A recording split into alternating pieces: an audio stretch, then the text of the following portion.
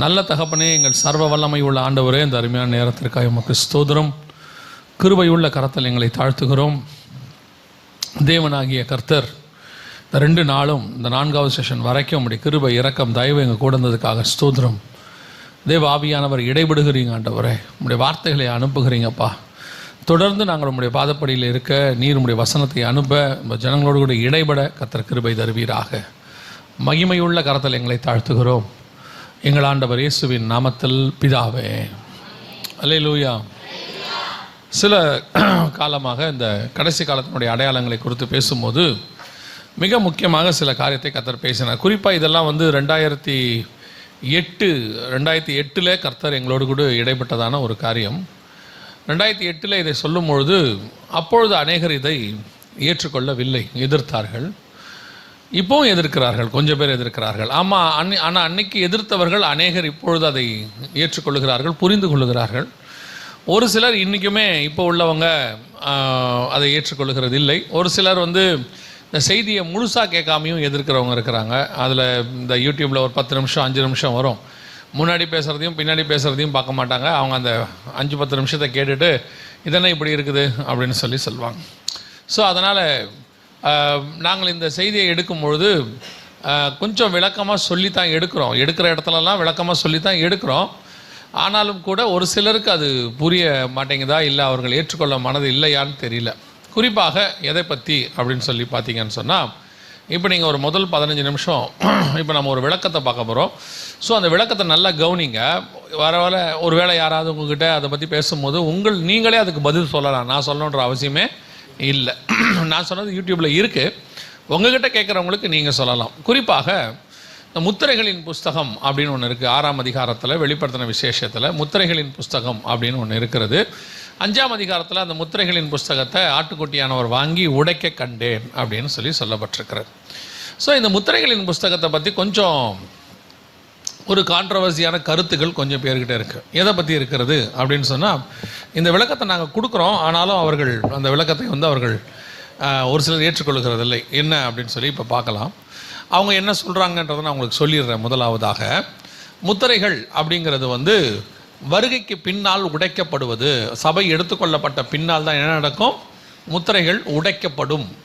அது சபைக்கு அந்த உபத்திரவ காலத்தில், அதாவது முத்திரைகள் உடைக்கிற காலத்தில் சபை என்ன செய்யாது, இருக்காது அப்படிங்கிறது அவங்க சொல்கிறாங்க. இதை நான் சொல்கிறது 32 வருஷத்துக்கு முன்னாடி ஆண்டவர் ஏற்றுக்கொண்ட புதுதில் இதுதான் உபதேசமாக இருந்தது.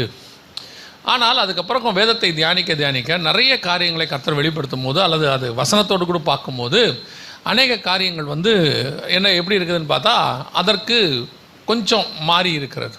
சில காரியங்களை அந்தந்த காலகட்டத்தில் தான் கர்த்தர் வெளிப்படுத்துவார். உதாரணமாக, இயேசு வெளிப்படுவதற்கு முன்பதாக அந்த இஸ்ரவேலில் இருக்கக்கூடியவங்கெல்லாம் போய் யோவான் ஸ்நானகனை தான் கேட்குறாங்க, நீர் தான் மேசியாவா, எங்களுக்கு சொல்லும் அப்படின்னு சொல்லி கேட்குறாங்க. அப்போ அவன் சொல்கிறான், நான் இல்லை, எனக்கு பின்னாடி ஒருத்தர் வருகிறார். ஏன் அப்படி கேட்டாங்க அப்படின்னு பார்த்தா, அவங்களுக்கு ஒரு எண்ணம், இவ்வளோ பேர் வராங்க, இவ்வளோ பேர் ஞானஸ்நானம் எடுக்கிறாங்க, இந்த காரியங்கள்லாம் நடக்கும் பொழுது அவர் கண்டிப்பாக யாராக தான் இருக்கணும், மேசியாவாக தான் இருக்கணும் அப்படின்னு சொல்லி அவங்களுக்கு ஒரு எண்ணம். அது அந்த இடத்துல யோவான் இல்லைங்கிறார். சரி, அடுத்து இயேசு வராரு. இயேசுகிட்டையும் போய் அதே கேள்வி தான் கேட்குறாங்க, நீங்கள் மேசியாவா அப்படின்னு கேட்குறாங்க. இப்போ இயேசு என்ன சொல்கிறாருன்னா, நான் உங்களுக்கு பல முறை சொன்னேன், நீங்கள் என் மந்தையின் ஆடுகளாக இராதபடியினாலே என்னை நீங்கள் ஏற்றுக்கொள்ளவில்லை அப்படிங்கிறார். மேசியா இல்லாதவன்கிட்ட மேசியாவான்னு போய் கேட்குறாங்க, மேசியா கிட்ட மேசியா இல்லையான்னு கேட்குறாங்க. அப்போ சொன்னால் அவங்க ஏற்றுக்கொள்ளவில்லை. இதுதான் அன்னைக்கு உள்ள காரியம். இன்றைக்கும் பல நேரங்களில் அதான் நடக்குது. இதுக்கு உங்களுக்கு சொல்கிறேன், அன்னைக்கு வருகை எப்போ சம்பவிக்கும் அப்படின்னு கேட்டால், அவங்க எதை அடிப்படையில் சொன்னாங்கன்னு கேட்டால், வெளிப்படுத்தின விசேஷத்தில் 4ஆம் அதிகாரம் 1-3 வசனங்களில் ஆண்டவர் யோவானை பார்த்து ஒரு காரியம் சொல்லுகிறார். இங்கே ஏறி வா, இவைகளுக்கு பின்பு சம்பவிப்பதை நான் உனக்கு காண்பிப்பேன் அப்படின்னு சொல்கிறார். யோவானை பார்த்து சொல்கிறார். இப்போது அது வரைக்கும் நமக்கு போதிச்சவங்க என்ன சொல்லிட்டாங்க, 3ஆம் அதிகாரத்தோடு கூட 7 சபையும் முடிவடைந்து விடுகிறது. ஸோ 4ஆம் அதிகாரத்தில் சபை காலம் முடிஞ்சிடுச்சு. இப்போ 4ஆம் அதிகாரத்தில் ஆண்டவர் என்ன சொல்கிறார், இங்கே ஏறி வான்னு சொல்கிறாரு.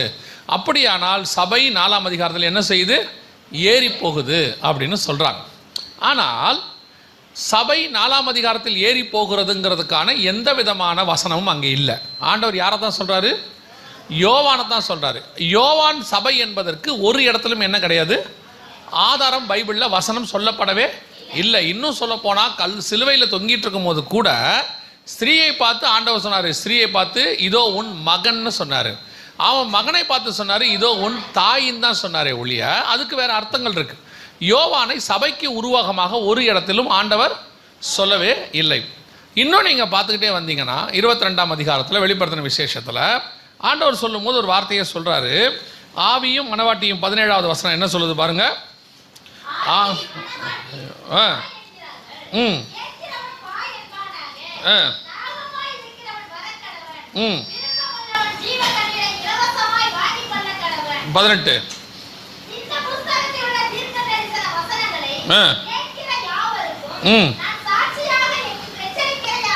அப்ப நானுங்கிறது யார சொல்றாரு, யோவான சொல்றாரு.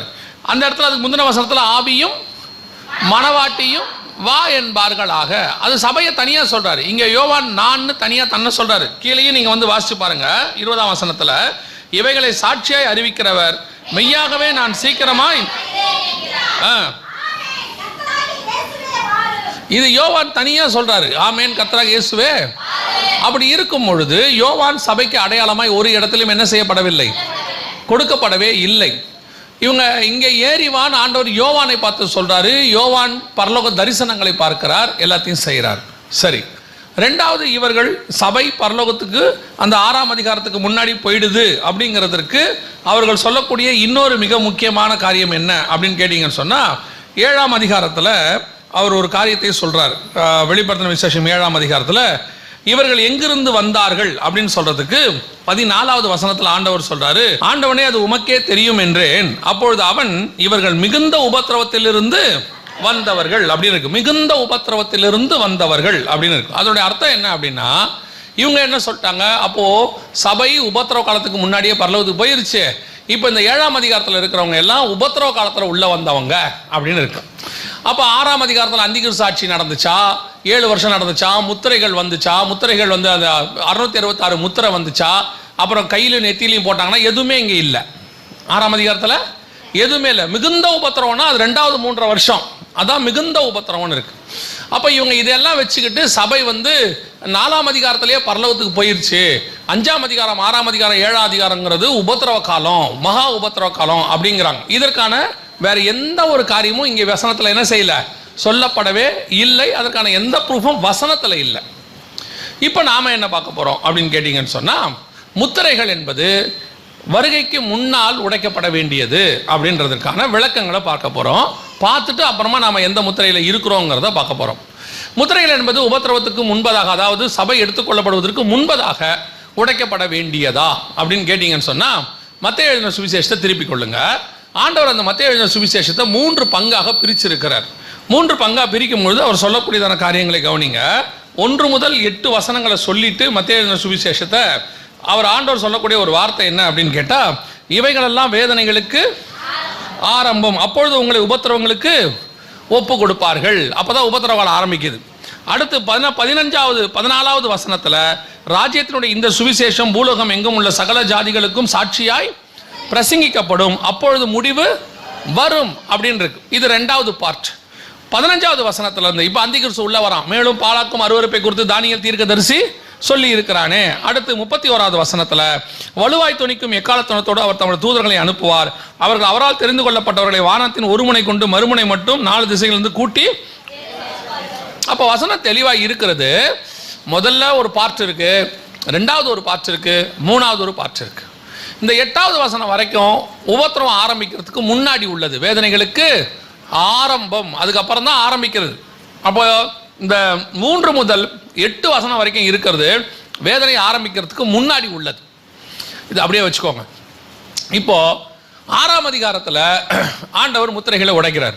இந்த மத்திய 24 4வது வசனத்துல இருந்து 8வது வசனம் வரைக்கும் சொல்லப்பட்ட காரியம் எல்லாமே 6ஆம் அதிகாரத்தில் இருக்கு. 6 முத்திரைகள் என்ன இருக்கு இருக்கு. இங்க மொத்தம் 7 காரியங்களை ஆண்டவர் சொல்றாரு. இந்த 7 காரியங்களும் எங்க இருக்குது, 6ஆம் அதிகாரத்தில் இருக்கு. அது ஒரு பக்கம் இருக்கட்டும். 2வது நல்லா கவனிங்க. இப்போ சபை எப்பதான் பரலோகத்தில் இருக்குது, எந்த அதிகாரத்தில் இருக்குது, எந்த வசனத்தில் இருக்குது அப்படின்னு சொன்னா வாசிங்க. 7ஆம் அதிகாரம் வெளிப்படுத்தின விசேஷம் 9வது வசனத்தை வாசிங்க.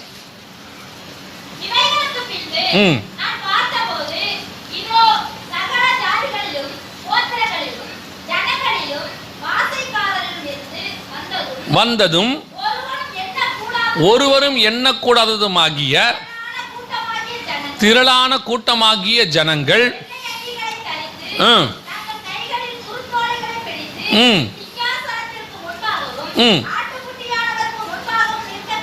இவங்க தான் சிங்காசனத்துக்கு முன்னாடி நிற்கிறாங்க. சிங்காசனத்துக்கு முன்னாடி நிற்கிறவங்க யாருன்னு கேட்டிங்கன்னா, மகா பரிசுத்த ஸ்தலத்தில் கிருபாசனத்துக்கிட்ட நெருங்கி சேர்றவங்க தான் கிட்ட போய் நிற்க முடியும். பவுல் யாரை பற்றி அப்படி எழுதுறாரு? நம்மளை பற்றி எழுதுறாரு. நாம் கிருபாசனத்தில் கிட்டி நெருங்கி சேருகிறோம் அப்படின்னு சொல்றாரு. தைரியமாய் போகிறோம் அப்படின்னு அவர் சொல்றாரு. அப்போ இந்த சிங்காசனத்தில் நிற்கிற கூட்டம் தான் சபை. ஆனால் இந்த கூட்டம் 6ஆம் அதிகாரத்திலேயோ 5ஆம் அதிகாரத்திலேயோ 4ஆம் அதிகாரத்திலேயோ சிங்காசனத்தை யோவான் பார்க்கும்போது அங்கே இல்லை. முதல்ல இங்கே ஏறிவான்னு சொல்லி ஆண்டவர் சிங்காசனத்தை காட்டும் போது 3வது வசனத்திலேருந்து 4:3 நீங்கள் வாசிச்சு பாருங்க. இதோ ஒரு சிங்காசனத்தை கண்டேன், அதன் மேல் வஜ்ரக்கல்லுக்கு ஒப்பாக ஒருவர் வீற்றிருந்தார், பார்க்கறதுக்கு பதுமராகத்தை போல இருந்தார். அந்த சிங்காசனத்தை சுற்றி ஒரு ஒரு வில் இருந்தது. அதுக்கப்புறம் 4 ஜீவன்கள் இருந்தது, 7 ஆவிகள் இருந்தது, 24 மூப்பர்கள் இருந்தார்கள், கண்ணாடி கடல் இருந்தது. எல்லாம் இருக்கு 4ஆம் அதிகாரத்தில். இவ்வளவும் சொல்லிட்டு கண்ணாடி கடலுக்கு பக்கத்தில் என்ன இருக்கு எல்லாமே எழுதியிருக்கிறார் ஆண்டவர். ஆனால் ஒரு இடத்துல கூட யோவான் இந்த கூட்டத்தை பார்த்ததாக சொல்லப்படவில்லை. சரி, அடுத்து 5ஆம் அதிகாரத்துக்கு வாங்க. 5ஆம் அதிகாரத்துக்கு போகும்போது அதே மாதிரி சிங்காசனத்தில் ஒருவர் வீற்றிருந்தார். அவர் கையில் இருந்து அந்த புத்தகத்தை யார் வாங்குவார்கள் என்றேன். அதில் வாங்குவதற்கு ஒருவரும் இல்லாதிருந்தது. நான் அழுதேன். அப்பொழுது தாவீதின் வேறுமானவர் ஆட்டுக்குட்டியானவர் அவைகளை வாங்க பாத்திரராக இருக்கிறார் என்று சொல்ல கண்டேன். இப்போவும் 4 ஜீவன்கள் இருக்கு, 24 மூப்பர் இருக்கு, சிங்காசனத்தில் ஒருத்தர் உட்கார்ந்து இருக்கிறாரு, ஆட்டுக்குட்டியானவர் இருக்கிறாரு. ஆனால் அந்த கூட்டம் இருந்துச்சு, நாங்கள் இல்லை. நல்லா புரியுதா உங்களுக்கு? இப்போ நான் 5ஆம் அதிகாரம் வரைக்கும் அந்த கூட்டம் யார் பார்க்கல? யோவான் பார்க்கல. 6ஆம் அதிகாரத்தில் ஒரு சம்பவம் நடக்குது. சம்பவம் நடந்த உடனே பர்டிகுலரா வசனம் சொல்லுது, சிங்காசனத்துக்கு பக்கத்தில் ஒரு கூட்டம் நின்னுச்சு. 7ஆம் அதிகாரத்தில் அவங்க யாருன்னு கேட்ட, இவங்க மிகுந்த உபத்திரவத்திலிருந்து வந்தவங்க, இவங்க சகல கோத்திரம் ஜாதி பாஷக்காரர் எல்லா இடத்துல இருந்து சேர்த்து கொள்ளப்பட்டவங்க. அப்படின்னா இஸ்ரவேல் ஜனங்கள் இல்லை. அவங்க இஸ்ரவேல் ஜனங்களா இருந்தா அந்த 7ஆம் அதிகாரம் 1 முதல் 8 வசனத்திலேயே இஸ்ரவேலுடைய 12 கோத்திரம் பூமியில எங்க இருக்குதுன்னு ஆண்டவர் சொல்லிட்டாரு. அப்போ 9ஆம் வசனத்துல இருந்து இது யாருன்னே தெரியலங்கிறான் தீர்க்கதரிசிக்க தெரியல அப்படின்னு இருக்குது. அப்பதான் அந்த தூதன் அவனுக்கு எக்ஸ்பிளைன் பண்றான். அப்ப இந்த மிகுந்த உபத்திரவம் இருக்குதே, அது என்ன உபத்திரவம்னா சபைக்கு ஒரு உபத்திரவம் இருக்குது இல்ல. சிவன்ரா சபைக்கு ஆண்டவர் எழுதும்போது என்ன எழுதுறாரு? உன்னை உபத்திரவத்திற்கு ஒப்பு கொடுப்பார்கள், 10 நாள் காவலில் போடுவார்கள். சபைக்கு எந்த காலத்துல உபத்திரவம் இல்லாம இருந்துச்சு? இயேசு மரித்ததிலிருந்து சபைக்கு உபத்திரவம் ஆரம்பிச்சிருச்சு. அவர் உயிர்த்தெழுந்த பிறகு அப்போஸ்தலர்களை அடிச்சாங்க, உதைச்சாங்க, ஜெயிலில் போட்டாங்க, பவுலை சிறைச்சேதம் பண்ணாங்க. அப்புறம் யோவானை பத்ம தீவில் கொண்டு போய் போட்டாங்க, யாக்கோபை பட்டயத்தில் கொலை செஞ்சு போட்டாங்க, இங்கே தோமாவை கொலை செஞ்சு போட்டாங்க. உபத்திரம் அப்போ ஆரம்பிச்சு இப்போ வரைக்கும் சபைக்கு என்ன இருக்குது? மணிப்பூரில் இப்போ வரைக்கும் அடிச்சுக்கிட்டு தான் இருக்கிறாங்க சர்ச்சஸை. அப்படியானால் இந்த உபத்திரவத்திலிருந்து வந்த ஜனங்கள் அவர்கள். புரியுதா? இப்போ இவங்க என்ன சொல்றாங்க அப்படின்னு கேட்டா, இந்த 6ஆம் அதிகாரத்தில் இந்த 7ஆம் அதிகாரத்தில் சிங்காசனத்துக்கு முன்னாடி நிற்கிற கிரௌடு யாருன்னு கேட்டால் பதிலே சொல்றது கிடையாது. ஒரு பெரிய சிபிஎம்ல இருந்து ஒரு சீனியர் பாஸ்டர் ஃபோன் பண்ணி அவர் இந்த காரியங்கள்லாம் கேட்டுட்டு, அப்போ நான் கேட்டேன், ஐயா இதுக்கு மட்டும் சொல்லிடுங்க, அப்போ உங்களுக்கு விளக்கம் கிடைச்சிரும்.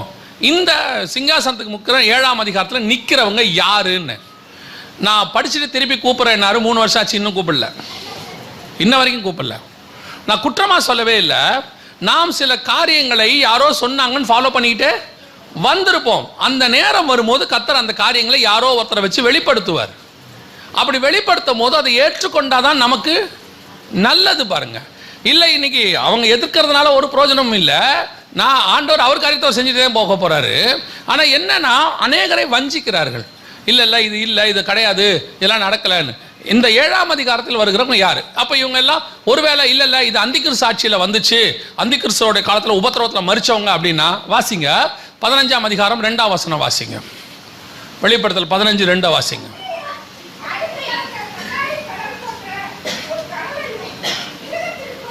மிருகத்திற்கும் அதன் சொரூபத்திற்கும் அதன் நாமத்தின் முத்திரைக்கும் இலக்கத்திற்கும் உள்ளாகாமல் ஜெயம் கொண்டவர்கள் அந்த கண்ணாடி கடல் அருகே நிற்க கண்டேன். இங்க இருக்காங்க பாருங்க, அந்தி கிறிஸ்துவை ஜெயிச்சவங்க இங்க இருக்கிறாங்க பாருங்க. இவங்க எங்க நிக்கிறாங்கன்னு வசனம் சொல்லுது, கண்ணாடி கடல் அருகே இருக்கு. ஆமா, 7ஆம் அதிகாரத்தில் நம்ம பார்த்தவங்க எங்க நின்னாங்க? சிங்காசனத்திற்கு பக்கத்துல இருக்கு. சிங்காசனத்துக்கு அடுத்தது தான் கண்ணாடி கடல். இவங்க கண்ணாடி கடல்கிட்ட நிற்கிறாங்க. எல்லாம் வசனம் தெளிவாக தான் இருக்கு. ஆனால் நீங்கள் உட்காந்து பேசி பாருங்க, என்ன தெரியுமா சொல்லுவாங்க? எல்லாம் சரிதாங்க, ஆனால் ஜனங்க ஏற்றுக்க மாட்டாங்கம்பாங்க. ஜனங்க ஏற்றுப்பாங்க. ஏற்றுக்காது போகிறது யார் தெரியுமா? மேலே உட்காந்துருக்கிற ஒரு ஆள், இந்த நடத்துகிற ஒரு ஆள், யாராவது ஒருத்தர் அவங்களுக்கு அதை ஏற்றுக்கொள்ள மனதாக இருக்காது. இப்போ இந்த 6ஆம் அதிகாரம் என்பது வருகைக்கு முன்பாக நடக்க வேண்டியதான மிக முக்கியமான சம்பவங்கள் நடந்துட்டு இருக்கு. 2012 நடக்குது. 2008 ஆண்டவர் இந்த காரியங்களை சொல்லும் பொழுது, அப்போ இதை சொல்லும் போது அப்பயும் இதே மாதிரி தான் எதிர்ப்பு வந்துச்சு. இல்லை முத்திரைகள் எல்லாம் உடைக்கப்படாது, வருகைக்கு பின்னாடி தான் உடைக்கப்படும் அப்படின்னு. அப்போ எனக்கே கொஞ்சம் துக்கமாயிருச்சு. இவ்வளோ சொல்கிறோம், இந்த இதே மாதிரி தான் அந்த கிறிஸ்மஸை பற்றி சொல்லும் போது ஆரம்பத்தில் பயங்கர எதிர்ப்பு, ஈஸ்டரை பற்றி சொல்லும் போது பயங்கர எதிர்ப்பு. இவங்களுக்கு என்னன்னா பாரம்பரியத்தில் ஊறிட்டாங்க ஒரு விஷயத்தில். சத்தியத்தை கேட்கும்போது ஏற்றுக்கொள்வதுக்கு என்ன வர மாட்டேங்குது? மனசு வர மாட்டேங்குது. நம்ம என்ன சொல்கிறோம்? சத்தியத்தை சொல்கிறோம். இல்லை நீங்கள் சொல்கிறது சத்தியம் இல்லை, தப்புன்னு சொன்னால் அப்போ எது சத்தியம்னா அது சொல்லணும்ல. சரி, நம்ம சொல்கிறது தப்புனே இருக்கட்டும், அப்போ எது சத்தியம் அதை சொல்லி கொடுங்க அப்படின்னா அதை விடுங்க. இத்தனை வருஷம் எதை ஃபாலோ பண்ணுமோ அதை ஃபாலோ பண்ணுவோம். இத்தனை வருஷம் ஆண்டவரை ஏற்றுக்கொள்றதுக்கு முன்னாடி எதை ஃபாலோ பண்ணோம், அப்படி அதுவே ஃபாலோ பண்ண முடியுமா? இப்போ இன்னைக்கு நிறைய பேர் அப்படிதான். அப்போ மாறிக்கிட்டோம்ல. இங்கே என்ன பிரச்சனைன்னு கேட்டிங்கன்னா, இயேசுவை ஏற்றுக்கொள்வதற்கு முன்பதாக இவர்களுக்குள் ஒரு மனப்பக்குவம் இருந்துச்சு. என்ன மனப்பக்குவம் இருந்துச்சு? நான் வழிபடுறது தவறு, இயேசு சொல்றது கரெக்டுன்னு அதை விட்டுட்டு இங்கே வந்தாங்க. ஆனால் இங்கே வந்த பிறகு அவங்களுக்கு அந்த மனப்பக்குவம் போயிடுச்சு. இங்கே நடக்கிற தப்பு ஏதாவது இருக்கும்போது அதை விட்டுட்டு அந்த சரியானதை ஏற்றுக்கொள்ளக்கூடிய மனப்பக்குவம் இல்லை. அதுதான் இன்னைக்கு இங்கே இருக்கிறதுலே பெரிய பிரச்சனையாக இருக்குது. இப்போ 6ஆம் அதிகாரத்தில் நடக்கிற சம்பவங்கள் அத்தனையுமே 7ஆம் அதிகாரம் 9ஆம் வசனத்தில் தான் சபை பரலோகத்தில் இருக்கு. இவங்களை தான் கூட்டி சேர்த்தார். யார் என்ன ஏது எதுவுமே தெரியாது. ஆனால் உலகத்திலேருந்து எல்லா பக்கத்துலேருந்தும் வந்திருக்கிறாங்கன்னு சொல்லுது. இஸ்ரவேல் ஜனங்களாக இருந்தால் அவங்களை என்ன சொல்லியிருப்பார் தெரியுமா? இஸ்ரவேலிலிருந்து கூட்டி சேர்க்கப்பட்டவர்கள். சகல ஜனங்களிலிருந்து இஸ்ரவேலுக்கு கூட்டி சேர்க்கப்பட்டவங்க தான் இஸ்ரவேலர்கள். அவங்களுக்கு 12 கோத்திரம் தான். அந்த 12 கோத்திரம் பற்றி 7ஆம் அதிகாரம் 1 முதல் 8 வசனத்தில் சொல்லிட்டார். இது எந்த கோத்திரனே கிடையாது. சகல கோத்திரத்திலிருந்தும் ஜாதிகளிலும் பாஷக்காரர்களிலும் ஜனங்களிலும் இருந்து சேர்த்து கொள்ளப்பட்டதும் ஒருவரும் எண்ணக்கூடாதுமா. ஆனால் இஸ்ரவேலை பற்றி சொல்லும் போது 1,44,000 பேர்னு அங்கே சொல்றாரு 7ஆம் அதிகாரத்தில். வசனம் தெளிவாக இருக்குது. ஸோ உங்களுக்கு இங்கே நாங்கள் உங்களுக்கு என்ன சொல்ல வரோம் அப்படின்னு கேட்டிங்கன்னா, வசனத்தை ஆராய்ந்து பாருங்க, எது சரியோ அதை பிடிச்சி கொள்ளுங்க. ஆண்டவர் உங்களுக்கு சொல்லிக் கொடுப்பாரு, பரிசுத்த ஆவியானவர் உங்களுக்குள்ள இருக்கிறாரு. அதை சொல்லும்போது உங்களுக்குள்ள இருக்க வேண்டிய ஒரே ஒரு விஷயம் என்னன்னா, இது வரைக்கும் நான் ஒரு வேளை ஃபாலோ பண்ணது தப்பா இருந்தா இப்போ தேவன் எனக்கு சரியா சொல்லி கொடுத்தா அதை நான் ஏற்றுக்கொள்ளுகிறேன்னு நீங்க ஒத்துக்கணும். அவ்வளவுதான் ஆண்டவர் சொல்றத. நீங்க ஆராய்ந்து பாருங்க, வசனத்துல ப்ரூஃப் இருக்கான்னு பாருங்க. கண்மூடித்தனமா இல்லைங்க இயேசு 25ஆம் தேதி தான் பிறந்தார். எப்படிப்பா சொல்ற? எந்த வசனத்தில் இருக்கு? வசனத்தில் இல்லை, அதை விட்டுருங்க. அன்னைக்கு ஒருத்தர் டிவியில் உட்காந்து சொல்றார், நான் பரலோகத்துக்கு போனேன், போகும்போது அந்த இடத்துல இயேசு வந்து குளத்துல தண்ணி அடித்து விளையாடிட்டு இருந்தார். எல்லாரும் மேலேயும் அவங்களும் இயேசு மேலே தண்ணி அடித்து விளையாடிட்டு இருந்தாங்க. என்னை கூப்பிட்டு இயேசு சொன்னார், வா நீயும் விளையாடுன்னு சொன்னார். அப்போ நான் சொல்கிறேன், ஏன்பா பரலோகத்தில் இயேசு தண்ணி அடிச்சாப்பா விளையாடுவார்? 5ஆம் அதிகாரம் சொல்லுது, இயேசு கிறிஸ்து உள்ள நுழையும் போது 24 மூப்பர்களும் முகம் குப்புற விழுந்து, என்ன மரியாதை அவருக்கு, அவர் எப்படி ஒரு ஜைஜாண்டிக்கா உள்ள வராரு, அவர் தண்ணி அடிச்சு விளையாடுறாரா? என்னப்பா எந்த வசனத்தில் இது ஒத்து போகுது அப்படின்னா, அந்த உட்காந்துருக்கிற பையன் சொல்கிறான், அண்ணே நீங்கள் வசனம் பேசாதீங்க, அவர் சொல்கிறத கேளுங்க, அவர் பொய்யா சொல்லுவாருங்கிறான். அப்படியே சொல்கிறான் அந்த பையன். பின்னா அவர்கிட்ட பொய் சொல்லுவாரான்னு. அவர் பொய் சொல்லப்பா, பாவம் பண்ணுறாருன்னு. அநேகரை என்ன பண்ணுறாரு? வஞ்சிக்கிறாவி. சொல்றது வசனத்தில் இருக்குதா, ஏற்றுக்கொள்ளுங்க, தப்பே கிடையாது. அதுவும் ஆராய்ந்து பாருங்க, 2 வசனத்தில் உறுதிப்படுத்தப்படுதா, உங்க ஊழியக்காரரை கேளுங்க இது சரியா இருக்குதான்னு. இன்னைக்கு ஒரு பெரிய கூட்டம் வசனத்தில் சொல்றதே ஏற்றுக்கல, பாரம்பரியமா. எங்கப்பா இயேசுக்கு பர்த்டே 25ஆம் தேதி இருக்கு, நோவாவுடைய ஜலப்பிரளயம் டேட்டு கூட இருக்குது பைபிள்ல. அப்படிதானே இருக்குது. நோவாவுக்கு 600ஆம் வயதாகும் வருஷம் 2ஆம் மாதம் 17ஆம் தேதி ஆகிய அந்நாளிலே அப்படின்னு இருக்கு. எசேக்கியேல் தீர்க்க தரிசனம் உரைக்கிற டேட் இருக்கு, 6ஆம் மாதம் 5ஆம் தேதி இந்த தீர்க்க தரிசனம் உரைக்கப்பட்டதுன்னு இருக்கு. இவ்வளோ தெளிவாக எல்லாத்தையும் எழுதி கொடுக்குறாரு. இயேசுநாதர் பிறக்கிறாரு, உலகத்தையே மாற்ற போகுது. ஏன் அந்த டேட்டை கொடுக்கல? அவருக்கு நல்லா தெரியும், கொடுக்காத போதே இவ்வளோ சேட்டை பண்ணுறீங்களே நீங்கள், நான் கொடுத்தா எவ்வளவு சேட்டை பண்ணுவீங்க. ஒரு பொய்யான டேட்டை வச்சுக்கிட்டே உலகம் இவ்வளோ தூரம் ஆட்டமாக ஆடுது. அந்த டேட்டு மட்டும் தெரிஞ்சிருந்தா ஒருத்தர் எங்கிட்ட சொல்றாரு, என்னைக்கோ ஒரு நாள் பிறந்தாரா இல்லையா? அவர் என்ன கேட்குறாரு, என்னைக்கோ ஒரு நாள் இயேசுநாதர் பிறந்தாரா இல்லையா? அது 25ஆம் தேதி இருந்துட்டு போட்டோம் அப்படின்னாரு. நான் சொன்னேன், உங்கள் பையன் என்னைக்கோ ஒரு நாள் பிறந்துட்டான், அதை விட்டுருங்க, தீபாவளி அன்னைக்கு கொண்டாடிடுங்க. இது என்ன கான்செப்டே தெரில இன்னைக்கு. அதாவது செய்யறது தப்பு, அதை ஏற்றுக்கொள்வதற்கு என்ன வர மாட்டேங்குது, மனப்பக்கம் வர மாட்டேங்குது. அதுக்கு ஒரு ஆர்கியூமெண்ட். ஏன்னு கேட்டால் இவங்க அதில் ஊறிட்டாங்க பாரம்பரியத்தில். அந்த பாரம்பரியத்தில் ஊறினதுனால இவங்களுக்கு அதில் இருக்கக்கூடியதான கொஞ்சம் கொஞ்சம் நன்மைகள் இருக்குது. கேரட் ரவுண்ட்ஸ் போகலாம், வீடு வீடாக போய் சாப்பிட்லாம், அப்புறம் போயிட்டு ஸ்டார் கட்டி விட்டு தொங்க விடலாம், அதை வந்து பண்ணலாம். இதெல்லாம் பார்க்கறது கொஞ்சம் நல்லா இருக்கும், டெக்கரேட்டிவாக இருக்குதோ, சந்தோஷமாக இருக்குதோ. இந்நாள் இடம் இந்த சந்தோஷத்தை கெடுத்துடுறா அப்படின்னு அவங்க நினச்சிக்கிறாங்க. நான் என்ன சொல்கிறேன், நீங்கள் வருஷத்துக்கு ஒரு நாள் தான் கிறிஸ்மஸ் கொண்டாடுறீங்க, நான் டெய்லி கொண்டாடிட்டு இருக்கிறேன். உங்களுக்கு வருஷத்துக்கு ஒரு நாள் தான் பிரியாணி, வருஷத்துக்கு ஒரு நாள் தான் புது சட்டை. எனக்கு ஆண்டவர் டெய்லி தான் கொடுத்துட்ருக்கிறாரு, டெய்லி தான் பிரியாணி திங்கிறோம். எங்கே நமக்கு தேவைப்படுற அன்றைக்கெலாம் நினச்சா ஆண்டவர் கொடுக்குறாரு. என்னை பொறுத்த வரைக்கும் கிறிஸ்து என்னைக்கோ பிறந்தார், கிறிஸ்து மரித்தார், இப்ப கிறிஸ்து உயிரோடு கூட இருக்கிறார். உயிர்த்தெழுந்த கிறிஸ்துவின் வல்லமைக்காக தான் பவுல் போராடுறாரு ஒழிய கிறிஸ்து பிறந்த டேட்டுக்காக போராடல எந்த இடத்துலையும். அவர் சொல்றார், அவர் அறிகிற அறிவின் மேன்மைக்காகவும் உயிர்த்தெழுந்த வல்லமைக்காகவும் தான் எல்லாவற்றையும் நஷ்டமும் குப்பையும் என்று விட்டார்னு பிலிப்பியர் எழுதுது. அதனால உங்களுக்கு விசுவாசிகளுக்கு சொல்றேன், சத்தியத்தை பிடிச்சுக்கொள்ளுங்க, உண்மையை பிடிச்சுக்கொள்ளுங்க. ஆண்டவருக்கு சத்தியம்னு ஒன்று இருக்குது, உண்மைன்னு ஒன்று இருக்குது. இன்னைக்கு சத்தியன்ற பேர்ல பொய் இருக்குது. இப்போ நீங்க அந்த பொய்யா நிறைய பேர் சொல்லும் போது பாரம்பரியமா பிடிச்சிட்டு இருக்கிறீங்க. சத்தியத்தை பிடிச்சுக்கொள்ளுங்க, ஒரு தப்பும் கிடையாது. நீங்க சத்தியத்தை ஃபாலோ பண்றதுனால கர்த்தர் ஒரு நாள் உங்களை திட்ட போறதே கிடையாது. ஆனா ஏன் தெரியப்படுத்துகிறாரு, நீங்க ஏற்றுக்கொள்வீங்கன்றதுனால தெரியப்படுத்துகிறார். அல்லேலூயா. இப்போ நாம முத்திரைகளின் புஸ்தகத்துக்கு போக போறோம். இந்த முத்திரைகளின் புஸ்தகம்னா என்ன அப்படின்னா, வாசிங்க தானியேல் புஸ்தகம் 12ஆம் அதிகாரம் 4வது வசனத்தை வாசிங்க. தானியேல் 12:4 வாசிங்க.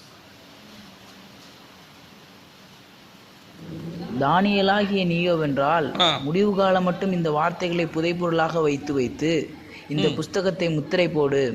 அப்பொழுது அநேகர் இங்கும் அங்கும் ஓடி ஆராய்வார்கள், அறிவும் பெருகி போகும் என்றான். இப்ப ஆண்டவர் தானியேலை பார்த்து என்னத்தை சொல்றாரு, ஒரு புஸ்தகத்தை என்ன பண்ணு, முத்திரை போடு அப்படிங்கிறார். புஸ்தகத்தை முத்திரை போடு. ஆண்டவர் 11 அதிகாரம் தானியேலுக்கு வெளிப்படுத்துகிறார். வெளிப்படுத்தி விட்டு அந்த புஸ்தகத்தை சீல் பண்ணிடுறார். எதுக்கு? இது முடிவு காலத்துக்கு உரியது, கடைசி காலத்துக்கு உரியது. அப்போ இந்த புத்தகம் எது வரைக்கும் சீல் பண்ணப்பட்டிருக்கோம், கடைசி காலம் வரைக்கும் அது சீல் ஆகி, அதாவது முத்திரை போடப்பட்டிருக்கும்.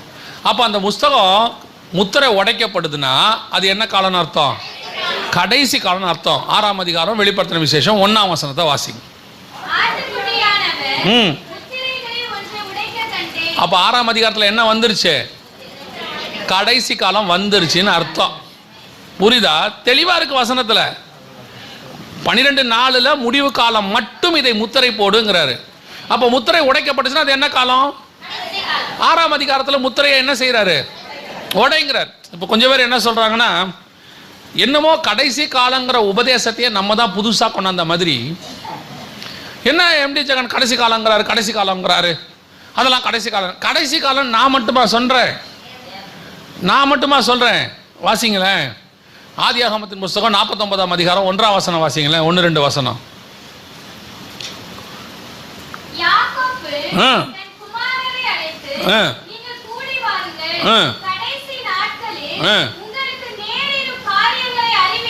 அப்ப கடைசி நாளை பத்தி யார் பேசியிருக்கிறது, யாக்கோபு பேசியிருக்கிறாரு. யாக்கோபு அந்தி கிறிஸ்து வர்றதை பத்தி பேசுவார். அன்னைக்கு ஒருத்தர் சொல்றாரு, ஜெகன் என்ன புதுசா அந்தி கிறிஸ்துன்னு ஒரு ஆளை சொல்றாரு. புதுசாவா நான் சொன்னேன், என்னமோ என் சொந்தக்காரனை ஒருத்தர் கொண்டு வந்து இன்ட்ரோடியூஸ் பண்ண மாதிரி இருக்குது. அங்க அந்தி கிறிஸ்து வர்றதை பத்தி அவர் அங்க பேசுவார். தான் கோத்திரத்தை பத்தி பேசும்போது, தான் வழியில் கிடக்கும் சர்ப்பம், குதிரையின் மேல் ஏறி இருக்கிறவர் மல்லாக்க விழும்படி அவர் குதிங்காலை கடிப்பான்னு இருக்கு.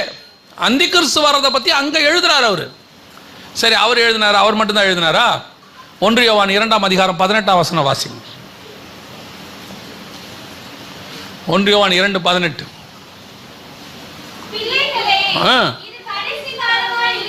எத்தனாயிரம் வருஷத்துக்கு முன்னாடி? பிள்ளைகளே இது கடைசி காலமாக இருக்கிறதுன்னு எத்தனாயிரம் வருஷத்துக்கு முன்னாடி? 2000 வருஷத்துக்கு முன்னாடி யோவான் எழுதுறாரு, பிள்ளைகளே இது அப்படின்னா என்ன அர்த்தம்? பரிசுத்த ஆவியானவர் எப்போ ஊற்றப்பட்டாரோ அப்பவே கடைசி காலம் ஆரம்பிச்சிருச்சு. மாம்சமான யாவர் மேலே என் ஆவியை ஊட்டுவேன் கடைசி நாட்களில் யோவேல்ல சொன்ன தீர்க்க தரிசனம் அப்போஸ்தலர் நடவடிக்கைகள் 2ஆம் அதிகாரத்தில் நிறைவேறுது. கடைசி காலம் அங்கேயே ஆரம்பிச்சிருச்சு. என்னமோ கடைசி காலத்தை நம்ம தான் சொல்ற மாதிரி சொல்றான். இப்ப பாருங்க, இன்னொரு வசனம் வாசிங்க. 2 தெசலோனிக்கேயர் 2ஆம் அதிகாரம் 7ஆம் வசனம் வாசிங்க. 2 தெசலோனிக்கேயர் 2ஆம் அதிகாரம் 7ஆம் வசனம்.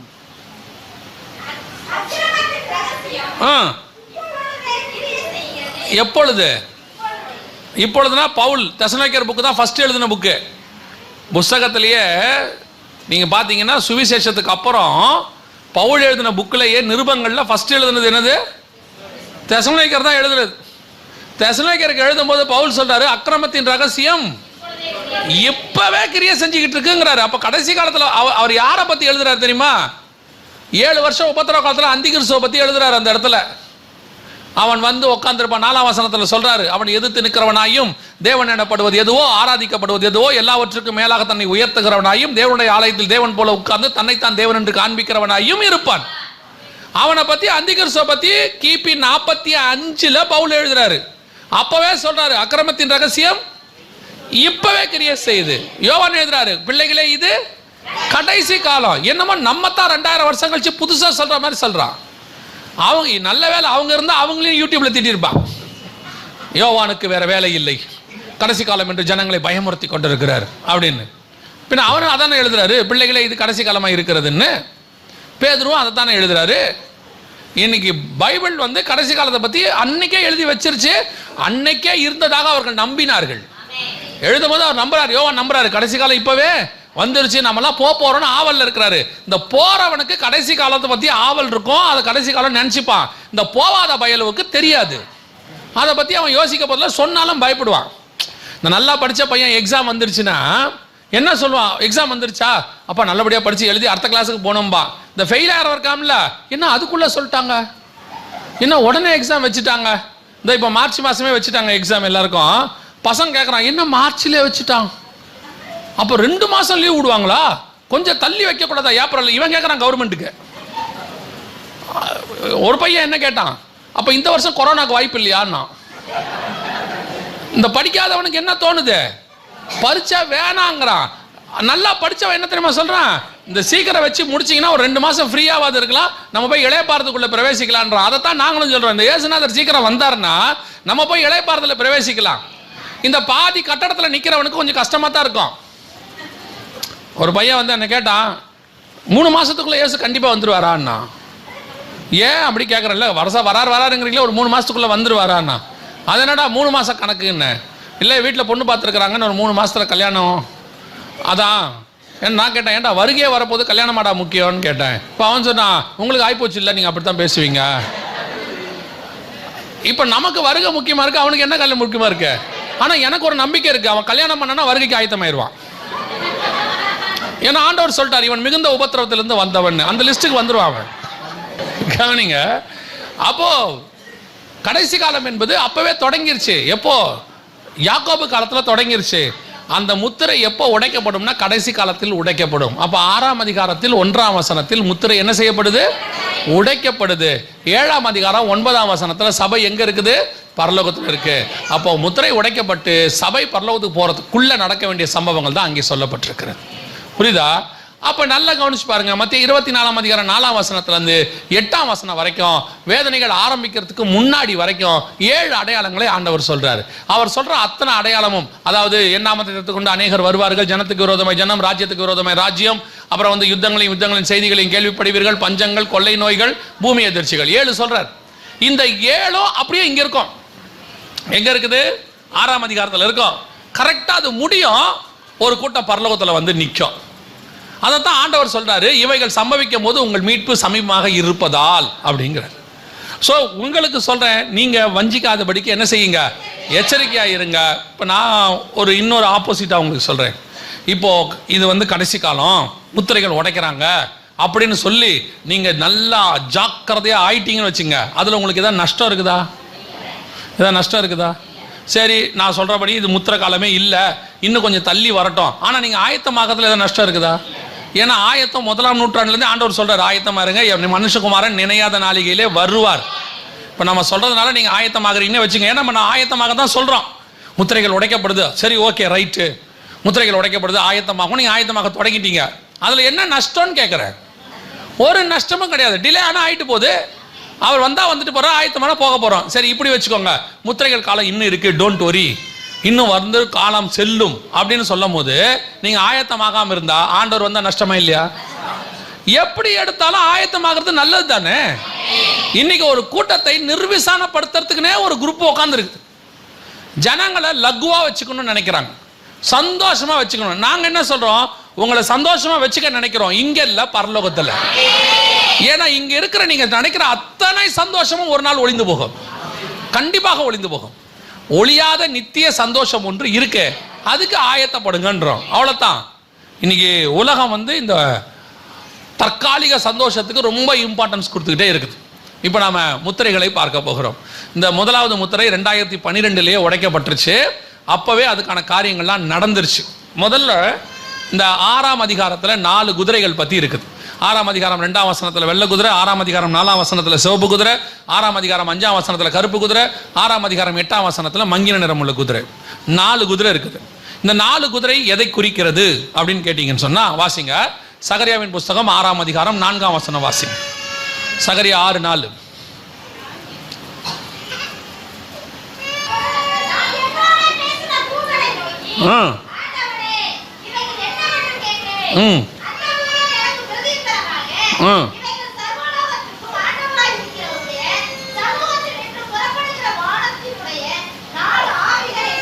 ஆறாம் அதிகாரம் 1 முதல் 4 வசனத்துல 4 குதிரை வருது. அங்கேயும் இருக்கு.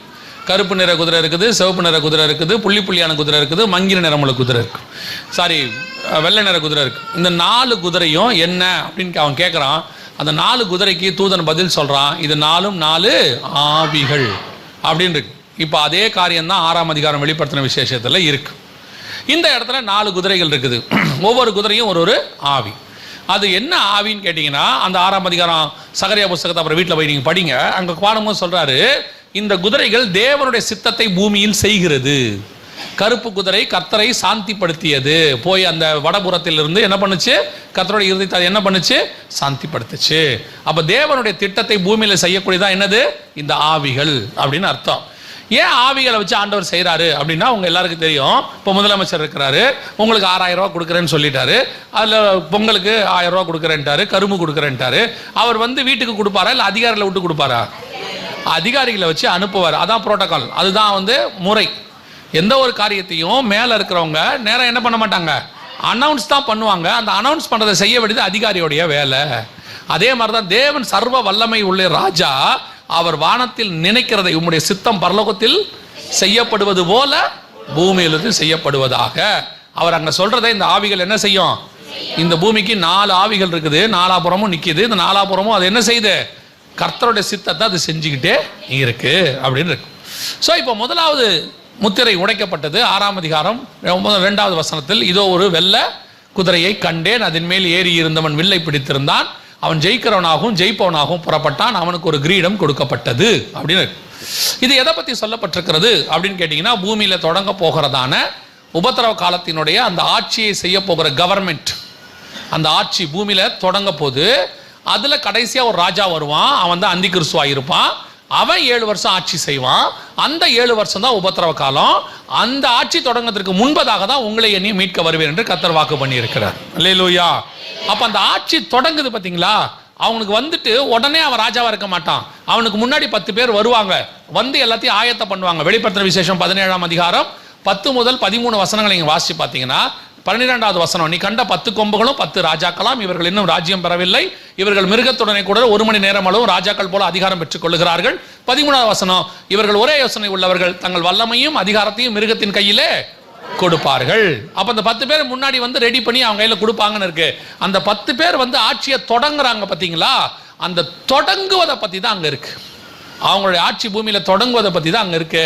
அவர்கள் ஜெயிக்கிறவராகவும் ஜெயிப்பவராகவும் புறப்பட்டான். வெளிப்படுத்தின விசேஷம் 13ஆம் அதிகாரம் 7ஆம் வசனத்துல நீங்க வாசிக்கும் போது இதற்கான இன்னொரு ப்ரூஃப் அங்க இருக்குது. மேலும் பரிசுத்தவான்களுடைய யுத்தம் பண்ணி அவர்களை ஜெயிக்கும்படி அதற்கு அதிகாரம் கொடுக்கப்பட்டது அல்லாமல், ஒவ்வொரு கோத்திரத்தின் மேலும், பாஷைக்காரர் மேலும், ஜாதிகள் மேலும் அதற்கு அதிகாரம் கொடுக்கப்பட்டது அப்படின்னு 13:7. இதனுடைய தீர்க்க தரிசனம் நிறைவேறுதல் இது. அந்த தீர்க்க தரிசனமாக சொல்லப்பட்டது தான் 6ஆம் அதிகாரம் 2ஆம் வசனம். அந்தி கிறிஸ்துவின் ஆட்சி புறப்படுவதை பற்றி இருக்கு. அதுல குறிப்பாக அந்த குதிரை என்ன கலர்ல இருக்குது? 6ஆம் அதிகாரம் 2ஆம் வசனம் என்ன கலர்ல இருக்குது? வெள்ளை கலர்ல இருக்குது. வெள்ளை கலர் என்பது எதை குறிக்குது? ஆவிக்குரிய விதத்தில் பரிசுத்தத்தை குறிக்கும். உலக பிரகாரம் ஆட்சி தொடங்கும் போது எதை குறிக்கும்? சமாதானத்தை குறிக்கும். அப்போ அந்தி கிறிஸ்துவோட ஆட்சி பூமியில தொடங்கும் போது எப்படி தொடங்கும்? சமாதானமாய் தொடங்கும். வாசிங்க வெளிப்படுத்தின விசேஷம், மன்னிக்கணும், தானியேல் தீர்க்கதரிசன புஸ்தகம் 11ஆம் அதிகாரம் 21வது வசனத்தை வாசிங்க. தானியேல் 11:21. அவன் ஸ்தானத்திலே அவமதிக்கப்பட்டவன் ஒருவன் எழும்புவான், அவனுக்கு ராஜ்யபாரத்தின் மேன்மையை கொடாதிருப்பார்கள், ஆனாலும் சமாதானமாய் நுழைந்து இச்சகம் பேசி ராஜ்யத்தை கட்டி கொள்ளுவான். அந்த ராஜ்யத்தை கட்டி கொள்ளுவான் இருக்குல்ல, அதுதான் அவனுக்கு ஒரு கிரீடம் கொடுக்கப்பட்டது. ஏன்னா கிரீடத்தை ஒருத்தன் தலையில வச்சுட்டு அவன் என்னவாயிருச்சு? ராஜாவாயிட்டார்னு அர்த்தம். சாலமோன் தலையில கிரீடத்தை வச்சவன அவர் என்னவாயிட்டாரு? ராஜாவாயிட்டார்னு அர்த்தம். அவன் கையில் கிரீடம் கொடுக்கப்பட்டதுன்னா அவன் ஜெயிப்பவனாக புறப்பட்டான்னு இருக்கு. இங்க 11:21 தானியேல் வசனம் சொல்லுது, சமாதானமாய் நுழைந்து இச்சகம் பேசி ராஜ்யத்தை கட்டி கொள்வான். அந்த சமாதானமாய் நுழையர் தான் வெள்ளை கலர் குதிரை. முதலாவது இது எப்ப நிறைவேறுச்சு அப்படின்னு பாத்தீங்கன்னு சொன்னா,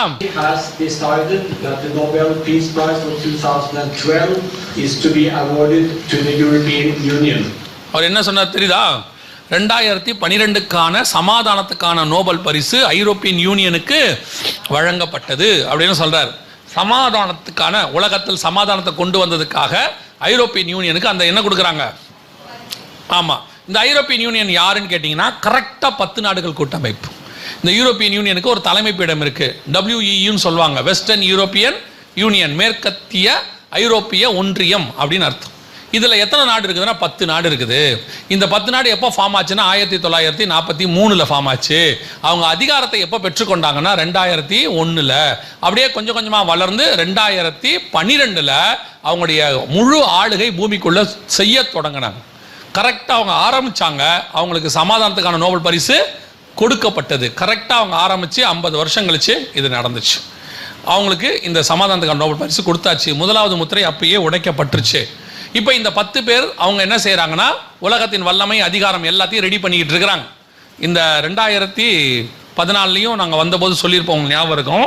2004 சொல்றோம், இந்த யூரோப்பியன் யூனியனுக்குன்னு தனி இராணுவமே கிடையாது. இவங்க அந்த இராணுவத்தை என்ன செய்வாங்க? உருவாக்குவாங்க. ஒரு காலம் வரும், ஏன்னா இராணுவத்தை உருவாக்கினாதான் வல்லரசா மாறவே முடியும். இப்போ இந்த யுத்தம் தொடங்கின உடனே இவங்க இராணுவத்தை உருவாக்க தொடங்கிட்டாங்க. இப்போ இவங்க என்ன சொல்றாங்கன்னா, நமக்கு ஒரு ராணுவம் வேணும், நம்ம ராணுவத்தை ரெடி பண்ணி, ஏன்னா செங்கடல்ல எல்லாரும் அடிக்கிறாங்க இல்லையா, ஸோ நம்ம ராணுவம் இருந்தால் யாரும் என்ன செய்ய மாட்டாங்க? அடிக்க மாட்டாங்கன்னு இவங்க ராணுவத்தை உருவாக்கியாச்சு.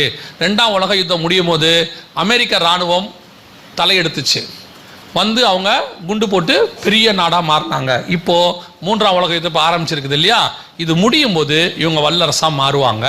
இவங்களுடைய இராணுவம் தான் உலகத்தில் இருக்கிற பெரிய இராணுவமாக இருக்கும். அப்பொழுது இதற்கு ஒரு தலைவர் வருவான், அந்த தலைவர் தான் அந்தி கிறிஸ்துவாக இருப்பான். அவனுக்கு முன்னாடி நடக்க வேண்டிய சம்பவங்கள் தான் இப்போ நடந்துகிட்டு இருக்கு. இதற்கான ஆயத்த பணி 2012 நடந்துருச்சு. இதை நாங்கள் 2012 சொல்லிக்கிட்டே வரோம். சரி, இப்போ நம்ம 2வது முத்திரைக்கு போவோம். ஏன்னா இது எல்லாத்தையும் எக்ஸ்பிளைன் பண்ணுறதுக்கு நமக்கு என்ன இல்லை, நேரம் இல்லை. இப்போ நம்ம 2வது முத்திரைக்கு போவோம். 6ஆம் அதிகாரம் 4ஆம் வசனம், வெளிப்படுத்தின விசேஷம் வாசிங்க.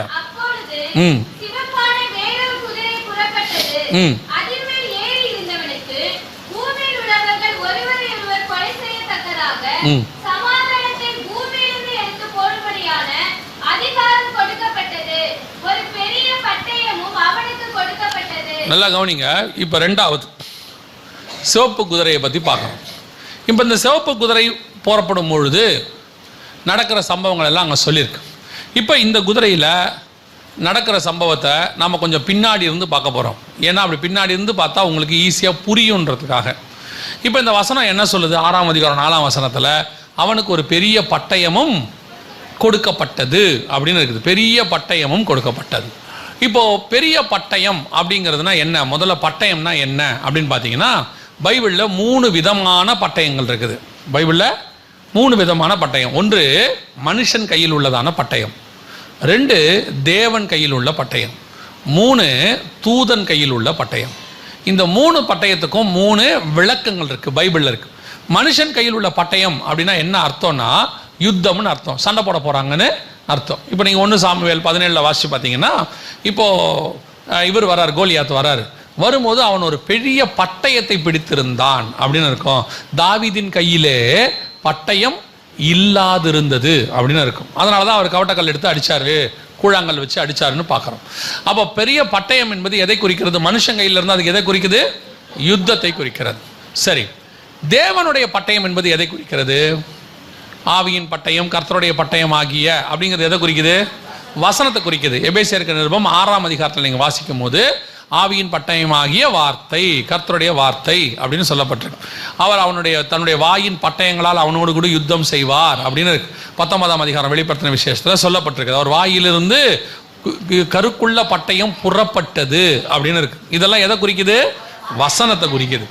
தூதன் கையில் உள்ள பட்டயம் என்பது எதை குறிக்கிறது? அதுதான் இப்போ முக்கியம். ஏன்னா நம்ம இப்போ தூதன் கையில் தான் என்ன இருக்குது? பட்டயம் இருக்கு. எதை குறிக்கிறது? வாசிங்க. 1 நாளாகமத்தின் புஸ்தகம் 21ஆம் அதிகாரம் 12வது வசனத்தை வாசி. 1 நாளாகமம் 21:12.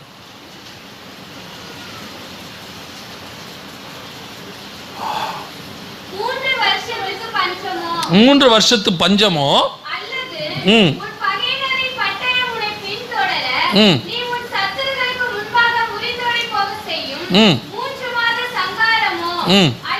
அல்லது கர்த்தருடைய தூதன்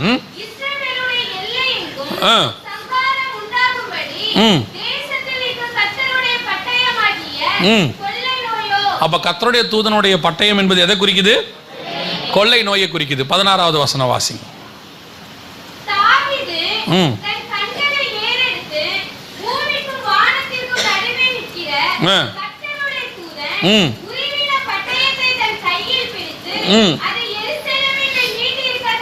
அன்னைக்கு எருசலேம்ல என்ன வந்துச்சு? என்ன நடந்துச்சு? கொள்ளை நோய் வந்துச்சுன்னு வசனம் சொல்லுது. அப்ப கர்த்தருடைய தூதன் கையில் பட்டயத்தை பிடித்திருந்தா அதுக்கான அர்த்தம் என்ன? கொள்ளை நோய் அர்த்தம். ஆண்டவர் 4 விதமான வாதைகள்ல தான் மனுஷனை வாதிக்கிறாருன்னு பைபிள்ல தெளிவா இருக்குது. நீங்க பழைய ஏற்பாடு ஃபுல்லா எரேமியா, எசேக்கியேல் எல்லாம் வாசிச்சு பாருங்க. திருப்பி ஆண்டவர் சொல்வாரு, பஞ்சத்தினாலும் பட்டயத்தினாலும் கொள்ளை நோயினாலும் அடுத்து சாவினாலும், அதாவது இயற்கை பேரழிவுகள்னாலும் ஆண்டவர் அவங்களை என்ன செய்யறாரு? வாதிக்கிறாருன்னு வசனம் சொல்லுது. இப்போ இந்த இடத்துல கொள்ளை நோய் அப்படின்னு சொல்லுது பட்டயம். இப்போ நீங்க 6ஆம் அதிகாரம் 4ஆம் வசனத்துக்கு வந்துருங்க. இப்போ அவனுக்கு ஒரு பெரிய பட்டயம் கொடுக்கப்பட்டது. அப்போ பட்டயம்னா என்ன? அப்போ ஒரு பெரிய கொள்ளை நோய் கொடுக்கப்பட்டது. அதுக்கு முந்தின லைன், இப்போ அந்த கொள்ளை நோய் எப்படி அவங்கள பூமியில் உள்ளவங்களை பாதிக்க போகுது அப்படின்னு அந்த வசனத்தை பார்த்தீங்கன்னா, பூமியில் உள்ளவர்கள் ஒருவரை ஒருவர் கொலை செய்யத்தக்கதாக சமாதானத்தை பூமியிலிருந்து எடுத்து போடும்படியான அதிகாரம் கொடுக்கப்பட்டது. இப்போ இந்த ஜனங்களை எப்படி கொல்ல போகுது? பூமியில் உள்ளவர்கள் ஒருவரை ஒருவர் கொலை செய்யத்தக்கதாக அப்படின்னு இருக்கு. ஒரு கொள்ளை நோய் ஒருத்தர் மூலமா இன்னொருத்தருக்கு பரவி உலகம் முழுக்க பரவி ஒரு பெரிய மரணம் வருதும் அப்படின்னு பைபிள் சொல்லுது. ஒருவரை ஒருவர் கொலை செய்யத்தக்கதாக பூமியில இது நடக்கும், பூமி முழுக்க நடக்கும்னு இருக்குது. அது ஒரு பெரிய பட்டயம், ஒரு பெரிய கொள்ளை நோயின்னு இருக்குது. இது எப்ப நடக்கும்னா 6ஆம் அதிகாரம் முத்திரை எப்போ உடைக்கப்படும்? கடைசி நாட்கள். கடைசி நாளுங்கிறதுக்கு நேத்து ஒரு அடையாளம் சொன்ன உங்களுக்கு ஞாபகம் இருக்குமான்னு தெரியாது. கடைசி நாட்களை எதை வச்சு கணிக்கலாம்? நேத்து சாயங்காலம் பார்த்தோம். கடைசி நாள் என்பதற்கு ஆரம்பிச்சது அப்போஸ்தலர் நடவடிக்கைகள் 2ஆம் அதிகாரத்தில். நம்ம காலத்தில் கடைசி நாள் எதை வச்சு பார்க்க முடியும்? ஓசியாவின் புஸ்தகம் 3ஆம் அதிகாரம் 5ஆம் வசனம் என்ன வாசிச்சோம்? இஸ்ரவேல் புத்திரர் கடைசி நாட்களில் 5 கையாய். அப்போ கடைசி நாள் என்பது எதை குறிக்குது? இஸ்ரவேல் புத்திரர் திரும்பி வர்றது கடைசி நாளுக்கான ஒரு அடையாளம். முத்திரை எப்போ உடைக்கப்படும்?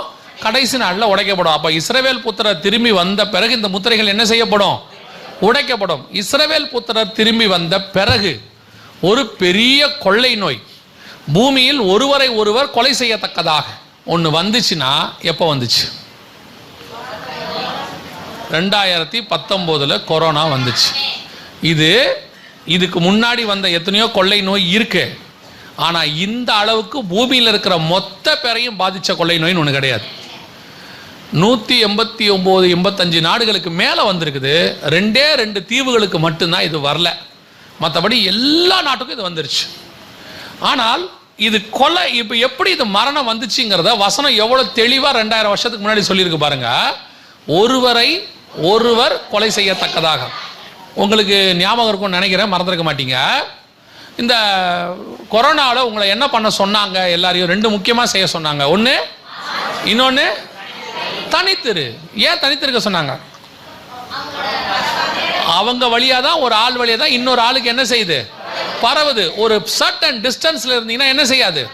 பரவாது அப்படின்னு சொல்லி தனித்தனியாக இருங்க, 3 அடி விலகி இருங்க, ஒருத்தரை ஒருத்தர் நெருங்காதீங்க. ஏன்னா ஒருத்தர் மூலமாக தான் இன்னொருத்தருக்கு அது என்ன செய்யுது? சைனால ஊகான் மாநிலத்தில் ஆரம்பிச்சது, உலகம் முழுக்க இருக்கிற அத்தனை பேருக்கும் அது என்ன செஞ்சுச்சு? பரவிருச்சு. இப்படியே பரவி பரவி ஒருத்தர் மூலமா இதுல என்ன பெரிய ஆச்சரியம்னா, கொரோனா தண்ணி வழியா பரவல. புரியுதா உங்களுக்கு? கொரோனா காத்து வழியா பரவல. காத்து வழியா பரவி இருந்துச்சுன்னா அப்படியே எல்லா பக்கமும் போனோம். ஆனா கொரோனா 3 அடி தான் போகும், அதுக்கு மேல போகாது. அப்ப அதோட ஃபோர்ஸ் என்னன்னா, ஒரு மனுஷன் எவ்வளவு தூரம் தும்புறானோ, எவ்வளவு தூரம் அவன் பேசுறானோ, அவன் ஃபோர்ஸ் மூச்சு காத்து போதோ அவ்வளவு தூரம் தான் அது போகும். புரியுதா உங்களுக்கு? ஒருவரை ஒருவர் கொலை செய்யத்தக்கதாக. இது எப்ப நடந்தது? நம்ம கண்ணுக்கு முன்னாடி நடந்துச்சு. இப்ப நம்ம ஆட்களுக்கு என்ன பிரச்சனைன்னு கேட்டீங்கன்னா, தீர்க்க தரிசனம் நடந்துச்சுன்னா ஒத்துப்பான். அன்னைக்கு ஆண்டவர் வந்தார், தேவாலயத்தை ஆமா ஆண்டவர் சொன்னபடி கரெக்டா நடந்துச்சு, தீர்க்க தரிசனம் நிறைவேறி விட்டது. நடக்க போதுன்னு சொல்லுங்க, ஒத்துப்பான். ஆமா நிச்சயம் ஆண்டவர் வரப்போகிறார், 2 சாட்சிகள் வருவார்கள், தேவாலயங்கள்லாம் இடிக்கும், எல்லாம் ஓகே, தேவாலயம் கட்டுவாங்க, எல்லாம் ஓகே. இப்போ நடந்துகிட்டு இருக்குதுப்பா ஒண்ணுன்னா ஒத்துக்க மாட்டான். அது இப்போ கிடையாது. ஏன்? நம்ம காலத்தில் அப்படிலாம் நடக்காது. நம்ம காலம் கிருபையின் காலம். நம்ம காலத்தில் ஆண்டவர் என்ன செய்ய மாட்டார்? இதையெல்லாம் அனுமதிக்க மாட்டார். நம்ம தேவன் ரொம்ப கிருபை உள்ளவர் அப்படி சொல்லிங்க. இப்போ எப்படி அனுமதிச்சாரு? இப்போ கொரோனா வந்துச்சா இல்லையா? கிட்டத்தட்ட எத்தனையோ கோடி பேர் செத்து போனாங்க, கண்ணுக்கு முன்னாடி கோடியில் செத்து போனாங்க. நீங்க பாருங்க, பைபிள்ல கூட 1000 கணக்கில் தான் செத்துருப்பாங்க, சில இடத்துல லட்சக்கணக்கில் செத்துருப்பாங்க. ஆனா கோடி கணக்கில் நம்ம கண்ணுக்கு முன்னாடி நடந்திருக்குது. இந்த எந்த உணர்வாது நமக்கு வந்துச்சா? ஏதாவது உணர்வு நமக்கு வந்துச்சா? நம்ம கண்ணுக்கு முன்னாடி ஒரு சம்பவம் நடக்குது, உலகம் முழுக்க நடக்குது, கோடி கணக்கில் ஜனங்க செத்து போறாங்க. சரி, இது பைபிள்ல இல்லாம இருக்குமா? ஏதாவது பைபிளுக்குள்ள இருக்குமா? ஏதாவது யோசிச்சாது பார்த்தோமா? கிடையாது. ஏன்னா நம்ம காலத்தில் நடந்தா அவங்களுக்கு என்ன கிடையாது? அது தீர்க்க தரிசனம் கிடையாது, அது சம்பவம். ஏதோ ஒரு சம்பவம் நடந்துருச்சு, அன்னைக்கு தீர்க்க தரிசனம் நிறைவேறுச்சுன்னா ஒத்துக்க மாட்டாங்க. நல்லா தெரிஞ்சுக்கொள்ளுங்க, நம்முடைய காலத்தில் நடக்க வேண்டிய தீர்க்க தரிசனங்களும் வேதாகமத்தில் உண்டு. அது நம்ம காலத்துல தான் நடக்கும். இஸ்ரவேல் புத்திரர் திரும்பி வருவாங்கன்னு ஆண்டவர் சொன்னாரு. 1948 வந்தாங்க. 2000 வருஷமா நடக்காத தீர்க்க தரிசனம். எருசலேம் தலைநகரா மாறும்னாரு, 2018 மாறுச்சு. நம்ம காலத்துல நடந்த தீர்க்க தரிசனம். அப்ப நம்ம காலத்தை பத்தின தீர்க்க தரிசனமும் பைபிள்ல இருக்குல்ல. இவனுக்கு அந்த உணர்வு வராது, அது நம்ம காலத்துதுன்னு வராது. அது நடக்கும், ஒத்துக்கிறோம். முடிஞ்சிருச்சு, ஒத்துக்கிறோம். ஏன்னா தேவன் எப்படிப்பட்டவர்? கிருபை உள்ளவர். ஒன்னு தெரிஞ்சுக்கொள்ளுங்க, தேவன் ஒரு பக்கம் தான் கிருபை உள்ளவர், இன்னொரு பக்கம் நீதியுள்ள நியாயாதிபதி. அவர் கிருபையா இருப்பாரு, அதே நேரத்தில் வார்த்தையை நிறைவேற்றவும் செய்வார். உங்களுக்கு புரியுதா? கிருபையாவும் இருப்பாரு, அதனால அவர் வார்த்தையை நிறைவேற்றாம போகவும் மாட்டாரு. அப்புறம் கிருபைனா என்னங்க? அவர் சொன்ன வார்த்தை நடக்கும், அதுக்கு நடுவில் நீங்களும் நானும் பாதிக்காம பார்த்துப்பாரு, அதுக்கு பேர் தான் கிருபை. இதெல்லாம் நடக்கும். இப்ப நமக்கு என்ன தெரியுமா? விசுவாசிகளுக்கு, ஊழியக்காரங்களுக்கு என்ன இப்ப என்ன தெரியுமா? அதெல்லாம் நடக்கவே கூடாது. கர்த்தர் எப்படிப்பட்டவர்? அதெல்லாம் நடக்க விட மாட்டார். வந்துச்சா இல்லையா? இதுல இன்னொரு கூட்டம் இருக்கு. இன்னொரு கூட்டம் என்ன தெரியுமா? நினிவேக்கு இறங்கின தேவன் எனக்கும் இறங்குவார். நான் இப்பவும் ஒத்துக்கிறேன், நினிவேக்கு இறங்கினவர் நமக்கு என்ன செய்வாரு? இறங்குவார். நீங்க நினிவே ஜனங்க மாதிரி ஜோம் பண்ணீங்களா? நினிவே ஜனங்க மாதிரி ஜோம் பண்ணா தானே அவர் இறங்குவாரு. நினிவே ஜனங்க இரவும் பகலும் 40 நாள் ரட்டு உடுத்தி சாம்பல்ல உட்காந்து புசியாமலும் குடியாமலும் இருந்தா. நீங்க ரட்டு உடுத்த வேணாம், சாம்பல்ல உட்கார வேணாம், புசியாமலும் குடியாமலும் மட்டும் இருங்களேன். உங்களால 4 மணி நேரம் முடியுமா? 40 நாளுக்கு சொல்றீங்களே, 4 மணி நேரம் முடியுமா? 3 மணி நேரம் உபவாச ஜபத்துக்கே சாப்பிட்டு வரிய முடியும் போது சாப்பாடு போட்டுறாங்க. நடுவில் 3 மணி நேரம் உபவாச ஜபம். இதுக்கு போஸ்டர் வேற, விசேஷித்த உபவாச கூடைக்கு வரும்படி உங்களை அன்புடன் அழைக்கிறோம், முடிவிலே உணவு வழங்கப்படும். போட்டா தானே வரீங்க. இதுல வேற நீங்க ஏன் நினிவே ஜனங்களை கூப்பிடுறீங்க? அவன் ஒரு புறஜாதி ராஜா, அவனுக்கு ஒரு பயம் வந்துச்சு. அவன் 40 நாள் அவன் எப்படி சட்டம் போட்டான் தெரியுமா? ஆடு மாடு கூட தண்ணி குடிக்க கூடாதுன்னா நீங்க ஆடு மாடு தண்ணி கொடுக்காம இருப்பீங்க? நீங்க வேணா கூட உபாசம் இருப்பீங்க, பிள்ளைகளுக்கு பால் பாட்டில் எல்லாத்தையும் தூக்கிட்டு வந்துருவீங்க, பிஸ்கெட் பாக்கெட்ல இருந்து எல்லாம் எடுத்துட்டு வந்துருவீங்க. நாம இருக்கலாம், நம்ம பிள்ளைகள் எப்படி இருப்பாங்க, பிள்ளைகள் பாவம் இல்லையா? அப்ப நினிவே ஜனங்களை பத்தி பேசாதீங்க, பேசுனீங்கன்னா வாயிலே அடிப்பாரு. ஆண்டவர் கிருபை உள்ளவர், கிருபை உள்ளவர், கிருபை உள்ளவர். அந்த கிருபை எப்படி வந்துச்சு தெரியுமா? அவர் இருதயத்தை அவர்கள் அசைத்தார்கள். அது மட்டும் இல்ல, கர்த்தர் ஒண்ணு முதல் நாள் உபவாசம் இருந்த உடனே நினிவேக்கு இறங்கிரல. கர்த்தர் தான் சொன்னபடி அவர்கள் செய்கிறார்களா என்று 40 நாள் வெயிட் பண்ணி பார்த்தாராம். 40 நாள் வெயிட் பண்ணி பார்த்துட்டு மனஸ்தாபப்பட்டார்னு இருக்குது. நீங்க 2 நாள் கூட ஜெபம் பண்ணுவீங்க, 3ஆவது நாள் வரமாட்டீங்க, ரொம்ப பிஸி. ஆனா சொல்றது மட்டும், நினிவேக்கு இறங்கின தேவன், நினிவேக்கு இறங்கினார்னா நினிவே மாதிரி நீங்களும் ஜெபம் பண்ணா தான் இறங்குவார், இல்லைன்னா இறங்க மாட்டார். நம்ம கண்ணுக்கு முன்னாடி இவ்வளோ பெரியதான முத்திரை உடைக்கப்பட்டு கடைசி காலத்துல இப்படி ஒரு சம்பவம் கடந்த 100-200 வருஷத்துல கிடையவே கிடையாது. இத்தனை கோடி பேர் செத்து போயிருக்கிறாங்க, நம்ம கண்ணுக்கு முன்னாடி போச்சு. அது ஒரு பக்கம் இருக்கட்டும். சரி, இவ்வளோ நடந்துச்சே, உங்களுக்கு ஒரு உலகத்தானுக்கு இருக்கிற உணர்வு உங்களுக்கு வந்துச்சா? உலகத்தான் என்ன சொன்னா, ஒரு வயசானவங்க சொன்னாங்க, என்ன சொன்னாங்க, காலம் முத்தி போச்சு, கடைசி காலம் ஆகி போச்சு, உலகம் என்ன செய்ய போகுது, அழிய போகுது அப்படின்னு. இது அவங்க வேதத்தில் இல்லை, நம்ம வேதத்தில் இருக்கு. முடிவு காலத்தில் இப்படி ஒரு கொள்ளை நோய் வரும்னு இயேசு சொன்னாரு, இப்படி ஒன்று வரும்னு சொல்லி பைபிளும் சொல்லுது. உங்களுக்கு எங்க போச்சு உணர்வு? இப்படி ஒன்று நடந்துச்சே, ஏதாவது தோணுச்சா உங்களுக்கு? இப்படி ஏன் நடக்குது, இவ்வளோ பெரிய சம்பவம் ஒன்று நடக்குதுன்னு தோணுச்சா? ஏதாவது தோணவே இல்லை பாருங்க. ஏன்னா ஆண்டவர் சொல்றார் மத்திய 24, 37, 38ல, யோவா காலத்தில் ஜனங்க எப்படி இருந்தாங்களாம், வெள்ளம் வந்து வாரிக்கொண்டு போகும் அளவும் எப்படி இருந்தாங்களாம், உணராது இருந்தார்கள். இப்ப அந்த உணராது இருக்கிற கூட்டம் தான் இருக்குது. என்ன நடந்தாலும் உணர்வு இல்லை. எவ்வளவு பெரிய சம்பவம், நல்லா கவனி. இந்த கொரோனா இந்த பூமியில எவ்வளவு நாள் எமர்ஜென்சி தெரியுமா? எமர்ஜென்சின்னு எவ்வளவு நாள் தெரியுமா? 2019 டிசம்பர்ல இருந்து 2023 மே மாசம் வரைக்கும். மே மாசத்துல UN என்ன சொல்லிருச்சு, கொரோனா எமர்ஜென்சியை நீக்கிருச்சு, இனிமேட்டு கொரோனா சீரியஸ் கிடையாது அப்படின்னு சொல்லிட்டாங்க. இந்த இடைப்பட்ட காலம் எவ்வளவு தெரியுமா? 3.5 வருஷம். எவ்வளவு நாள்? பைபிள்ல உபத்திரவ காலம் எத்தனை வருஷம் தெரியுமா? மிக முக்கியமான ஆண்டவர் வாதிக்கிற காலங்கள்லாம் கவனிச்சு பாருங்க, 3.5 வருஷம். அது எலியா காலத்து பஞ்சமா இருக்கட்டும், 12ஆம் அதிகாரம் வெளிப்படுத்தின விஷயத்தில் ஸ்ரீயானவள் ஓடி போகிறதா இருக்கட்டும், ஸ்ரீயானவள் பறந்து போகிறதாக இருக்கட்டும், எல்லாம் எடுத்து பாருங்க, 3.5 வருஷம் 3.5 வருஷம் 3.5 வருஷம் தான். சரி, பைபிள்ல இல்லாமே இருக்கட்டும், இப்படி ஒரு 3.5 வருஷம் நமக்கு முன்னாடி போயிருக்குது. ஏதாவது உணர்வு வந்துச்சா கொஞ்சமாவது? ஐயோ, பைபிள்ல சொல்லியிருக்கிற மாதிரி ஒரு 3.5 வருஷம் நம்ம காலத்திலையும் நடக்குது. அங்க ஆண்டவர் கேட்கிறாரு, 3 வருஷத்து பஞ்சமோ, 3 வருஷத்து 3 ஆள் கொள்ளை நோயோ, அதே மாதிரி நம்ம காலத்தில் ஒரு 3.5 வருஷம் நடந்திருக்குது. உணர்வு இல்லாத இருதயம் வந்து போச்சு நமக்கு. அதை பத்திலாம் ஒன்றும் இல்லை. கொரோனா வந்த உடனே ஒரு ஆண்டவரே ஆண்டவரே ஆண்டவரே ஆண்டவரே, சரியான உடனே போயிட்டு வாங்க ஆண்டவரே, அவ்வளோதான். உணர்வு இல்லாத இருதயம். 2வது முத்திரை நம் கண்களுக்கு முன்பாக என்ன இருக்குது, உடைஞ்சு போயிருக்குது. ரொம்ப கேர்ஃபுல்லாக இருந்து கொள்ளுங்க. ஒரு கூட்டம் இதெல்லாம் இல்லைன்னு உங்களை வஞ்சிக்குது. இல்லை, பெரிய விஷயமே என்ன தெரியுமா, ஒரு விஷயம் பைபிளில் சொன்னது நடக்கும்போது அது சபைக்கு தெரியாமல் இருக்குது பாருங்க, அதை மாதிரி மோசமான விஷயம் வேற ஒண்ணுமே இல்லை. கர்த்தர் சபைக்கு தெரியப்படுத்த விரும்புகிறார். ஆவியானவர் சபைகளுக்கு சொல்லுகிறதை காதுள்ளவன். ஆனா ஏன் காதுள்ளவன்ற வார்த்தையை போறார் தெரியுமா? அவர் சொல்ல விரும்புறாரு.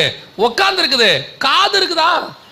கேட்கிற காது வேணும்ல, கேட்கிற காது நமக்கு ஒன்று வேணும் இல்லையா? நல்லா கவனிங்க. அப்போ என்ன வேணும்? கேட்கிற காது வேணும். அது ஆண்டவர் அதனால தான் சொல்றார், ஆவியானவர் சபைகளுக்கு சொல்லுகிறதை காது உள்ளவன் கேட்க கடவன். இன்னைக்கு சபை இதை தெரிஞ்சுக்கிட்டு சபை போய் யாருக்கு சொல்லணும்? உலகத்துக்கு சொல்லணும். இப்படி ஒரு காரியம் வரப்போதான், ஆயத்தப்படுங்க. நல்லா பாருங்க, நினிவேவாக இருக்கட்டும், மோவாபாக இருக்கட்டும், அல்லது எருசலேமாக இருக்கட்டும், எல்லாருக்கும் பாருங்க தேவன் தீர்க்கதரிசியில அனுப்புவார். போய் சொல்லு. சோதோமுக்கு கூட ஆண்டவர் என்ன பண்ணார் தெரியுமா? லோத்துவை அனுப்பி வச்சாரு. எல்லாரையும் அனுப்புவார் ஆண்டவர். ஆண்டவர் முன்னெச்சரிக்கை கொடுக்காம என்ன பண்றது இல்லை, எந்த ஒரு நியாய தீர்ப்பையும் கொடுக்கறது இல்லை. ஒரு உலகத்துல இது வரப்போகுதுன்னா கூட கர்த்தர் என்ன பண்றாரு தெரியுமா? ஒரு முன்னெச்சரிக்கை கொடுக்கிறார். பூமி எதிர்ச்சி வர மாதிரி இருக்குது, சுனாமி வர மாதிரி இருக்குது, கேர்ஃபுல்லா இருங்கன்னு சொல்றாங்க. ஆண்டவர் முன்னெச்சரிக்கையா சொல்றாரு. ஆனா கேட்கணுமே. நம்ம இன்னும் என்ன பண்ணிட்டோம் தெரியுமா? அந்த கிருபையின் காலத்துல கிருபையை மிஸ்யூஸ் பண்றோம். ஆண்டவர் நடத்த மாட்டார், அப்படிலாம் நடக்காது, அப்படிலாம் வாய்ப்பே இல்லை, யோசித்து பாருங்கள், நம்ம கண்ணுக்கு முன்னாடி குறைஞ்சபட்சம் 10 கோடி பேராக சேர்த்துருக்கணும் இந்த 3 வருஷத்துக்குள்ள. எவ்வளோ பெரிய மரணம் பாருங்கள். நம்ம இதை எதையாவது சீரியஸாக எடுத்துக்கிட்டோமா? ஆனால் அது இருக்கும் போது அப்படியே சீரியஸாக இருந்தோம். அப்படியே வீடு வீடாக மரணம் வருது, கொத்து கொத்தாக சாவறாங்கன்னும் போது கொஞ்சம் சீரியஸ். அப்புறம் திருப்பி இந்த இஸ்ரவேல் ஜனங்க நியாயாதிபதிகளில் போய் வாசித்து பாருங்க. இப்போ நம்ம எப்படி இருக்கிறோமோ அப்படியே தான் அவன் இருந்திருக்கிறான். இல்லைன்னா இப்போ மாற்றி சொல்கிறேன், அவன் எப்படி இருந்தானோ அப்படி தான் இப்போ நம்ம இருக்கிறோம். ஒரு பிரச்சனை வரும், உடனே ஆண்டவர் நோக்கி கதறுவான். கதறி முடிச்ச உடனே ஆண்டவர் மனம் இறங்குவார். கொஞ்ச நாள் ஒழுங்காக இருப்பான், திருப்பி என்ன பண்ணுவான் தெரியுமா? திருப்பி போயிடுவான். இப்போ நம்ம இருக்கிறோமே அந்த மாதிரி. கொரோனா வரும்போது ஒரே ஆண்டவரை நோக்கி ஜெபம், உபவாசம், ஆன்லைனில் இது, வாட்ஸ்அப்பில் இது, வாட்ஸ்அப் குரூப்பில், ஃபேஸ்புக்கில், அதில் இதில் ஆண்டவரே சபையை தரங்கப்பா திறந்துட்டார். என்ன பண்ணிய? திருப்பி இப்போ என்ன பண்ணீங்க? பழைய கதையே தான் திருப்பி இப்போ நடக்குது. அதே தான் கவனிச்சு கொள்ளுங்க. 2வது முத்திரை முடிஞ்சிருச்சு. ஆனால் இந்த கொரோனா முடிஞ்சிருச்சுன்னு நினைக்காதீங்க.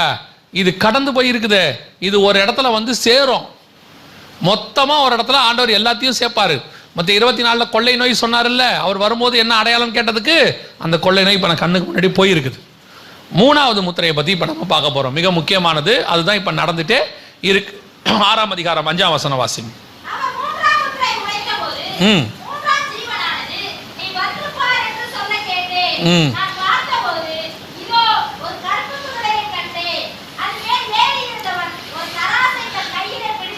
இது எதை பற்றி அப்படின்னு கேட்டிங்கன்னா, கொள்ளை நோய்க்கு அப்புறம் இயேசு அங்கே சொல்லக்கூடிய ஒரு அடையாளம் மத்திய 24 பஞ்சங்களை பற்றி சொல்கிறார்.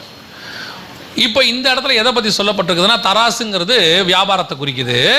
எந்த வியாபாரத்தை குறிக்குதுன்னா, அடுத்த வசனத்தில் 1 பணத்திற்கு 1 படி கோதுமை என்றும் 1 பணத்திற்கு 3 படி வார்கோதுமை என்றும் எண்ணெயையும் திராட்சை ரசத்தையும் சேதப்படுத்தாதே என்று 4 ஜீவன்கள் மத்தியிலிருந்து உண்டான சத்தத்தை கேட்டேன். அப்போ இது எதை பற்றி சொல்லப்பட்டிருக்கு அப்படின்னா, உணவு பஞ்சமோ அதோடு கூட வரக்கூடியதான எக்கனாமிக்கல், அதாவது வியாபார வீழ்ச்சி. 2021 ஆண்டவர் வந்து இந்த கொரோனா வந்து உச்சத்தில் இருக்கும்போது ஆண்டவர் ஒரு காரியத்தை உணர்த்துறார். என்ன உணர்த்துறாருன்னா, அப்போ நாங்கள் இந்த 2020 மார்ச் மாதத்துலேருந்து வீடியோ போட்டுக்கிட்டே இருக்கிறோம். போட்டு இந்த மாதிரி காரியங்கள்லாம் வந்துச்சுன்னு சொல்லிகிட்டே இருக்கிறோம். நாங்கள் இதுக்கு முன்னாடியே ஒரு வீடியோ உங்களுக்கு காட்ட மறந்துட்டேன் பாருங்க. இந்த கொரோனா வரத்துக்கு முன்னாடியே 2018 ஒரு வீடியோவை கிட்டத்தட்ட இப்போ நாங்கள் போகிற மாதிரி போன இடத்துக்கெல்லாம் போட்டு காட்டணும். எல்லா இடத்துக்கும் போட்டு காட்டணும் இந்த வீடியோவை. இங்கே பாருங்க, நல்லா கவனிங்க. இதை அளவில் உயிரிழப்பை ஏற்படுத்தக்கூடிய நோய் ஒன்று பரவ உள்ளதாக உலக சுகாதார நிறுவனம் எச்சரிக்கை விடுத்துள்ளது. ஜெனீவாவை தலைமையிடமாக கொண்டு இயங்கும் உலக சுகாதார நிறுவனமானது 3 ஆராய்ச்சியாளர்களுடன் அவசர ஆலோசனை நடத்தியது. அதில் ஒட்டுமொத்த உலக மக்களின் சுகாதாரத்துக்கு அவசர நிலை ஏற்படும் அளவு புதிய நோய் பரவ இருப்பதாகவும், இதுவரை கண்டிராத அளவுக்கு உயிர் சேதங்களை அந்த நோய் ஏற்படுத்தும் என்றும் எச்சரிக்கை விடுக்கப்பட்டது. இது தொடர்பான ஆராய்ச்சியில் ஈடுபடுமாறு ஆராய்ச்சியாளர்களுக்கு வலியுறுத்தப்பட்டது. இந்த நோய்க்கு டிசீஸ் எக்ஸ் என்று பெயரிடப்பட்டுள்ளது. இதுக்கு பேர் என்னது? எதை பற்றி தெரியுமா? இது கொரோனா வர்றதுக்கு 1.5 வருஷத்துக்கு முன்னாடி உள்ள வீடியோ. இது 2018 உலக சுகாதார மையம் வெளியிட்ட வீடியோ. இந்த வீடியோவை எடுத்துக்கிட்டு அதோட கூட கொரோனா வரப்போகுதுன்னு சொல்லி ஒவ்வொரு ஊரா இப்போ நாங்கள் போடுறோம் பாருங்க, ஒவ்வொரு வாரமும் எங்கே போகிறோமோ அதில் கடைசி நாள் இந்த வீடியோ தான் வரப்போகுது. ஒரு கொள்ளை நோய் வரப்போகுது, இவங்க சொல்கிறாங்க, பைபிளில் கொள்ளை நோய் இயேசு சொல்லியிருக்கிறாரு வரப்போகுதுன்னு. இதில் கொள்ளை நோயையும் இதையும் கம்பேர் பண்ணி சொல்லிகிட்டே இருந்தோம். அன்றைக்கி எங்களை வந்து திட்டி தீர்த்தாங்க. அதாவது ஏன் இப்படி பயமுறுத்தி ஊழியம் பண்ணுறாரு, இப்படி ஒரு ஊழியம் தேவையா, இதெல்லாம் அவசியமா ஒன்று திட்டினாங்க. 2019 2020 மார்ச்சில் லாக்டவுன் 1.5 வருஷம் கழித்து வந்துச்சு. இதே காரியம் நடந்துச்சு. அந்த லாக்டவுனோடு கூட டெய்லி வீடியோ போட்டு சொல்லிக்கிட்டே இருந்தோம், இப்படி நடந்துச்சு, நீங்கள் விட்டுட்டீங்க. ஏன்னா சபை ஆயத்தப்பட்டிருக்க வேண்டிய இடம் அது. ஏன் கர்த்தர் முன்னாடி சொல்கிறாரு தெரியுமா? சபை என்ன செஞ்சுருக்கணும்? ஆயத்தப்படுறதுக்கு தான் சொல்கிறாரு. என்னங்க ஆயத்தப்படுறது? கொரோனாவில் போய் நாங்கள் என்ன ஆயத்தம் பண்ண முடியும்? 2 காரியம் ஆயத்தப்பட்டிருக்கலாம். நீங்கள் எப்படி நம்ம ஆயத்தப்பட்டிருந்தோம்னா எப்படி கொரோனாவை ஃபேஸ் பண்ணியிருப்போம்னா, ஒன்று இந்த இதில் நம்ம ஆயத்தப்பட்டு ரெடியாகி இருந்திருந்தோம்னா இந்த கொரோனாவுக்கு இன்னைக்கு வரைக்கும் மெடிசன் கிடையாது. இன்னை வரைக்கும் கொரோனாக்கு என்ன கிடையாது? ஒரு மருந்தும் கிடையாது. வேக்சின் தான் இருக்குது. வேக்சின்னா தடுப்பூசி. அது வராமல் போடக்கூடியதான தடுப்பூசி. அந்த தடுப்பூசி ரொம்ப மகத்துவம் உள்ளது. அது சுகமாக்குமான்னு கேட்டிங்கன்னா சுகமாக்காது. சரி வராமல் தடுக்குமானா வராமையும் தடுக்காமையும் இருக்காது, வரவும் செய்யும். ஆனால் அதுக்கு பேர் தடுப்பூசி, நம்ம புரிஞ்சுக்கணும். அப்படி தான் சொல்லி நமக்கு போட்டிருக்கிறாங்க, கோர்ட்லேயும் அப்படி தான் சொல்லியிருக்கிறாங்க அவங்கன்னு வச்சுக்கோங்களேன். அப்போ இப்படி ஒரு தடுப்பூசியை நமக்கு போட்டாங்க. இப்போ வரைக்கும் நமக்கு மருந்து கிடையாது.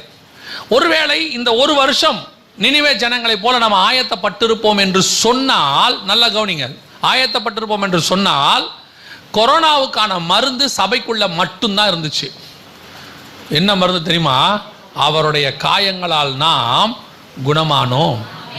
இயேசுவின் நாமத்தினாலே வியாதியஸ்தர்கள் மேல் கரங்களை வைப்பீர்கள், அவர்கள் சொஸ்தமாவார்கள். இந்த 2000 வருஷமா சபை அதை தான் செஞ்சிட்டு இருக்குது. 2000 வருஷமா நாம என்ன பண்ணியிருக்கிறோம்? குணமாக்காத நோயே இல்லை. அன்னைக்கு இதே மாதிரி ஒரு குவாரண்டைன் நோய் இருந்துச்சு இயேசு காலத்தில். ஊருக்குள்ளே விட மாட்டாங்க, தனிச்சு வச்சிருவாங்க. ஊருக்குள்ளே வரக்கூடாது, ஒருத்தர் பார்க்கக்கூடாது, தொடக்கூடாதுன்னு வச்சுருந்தாங்க. என்ன நோய்?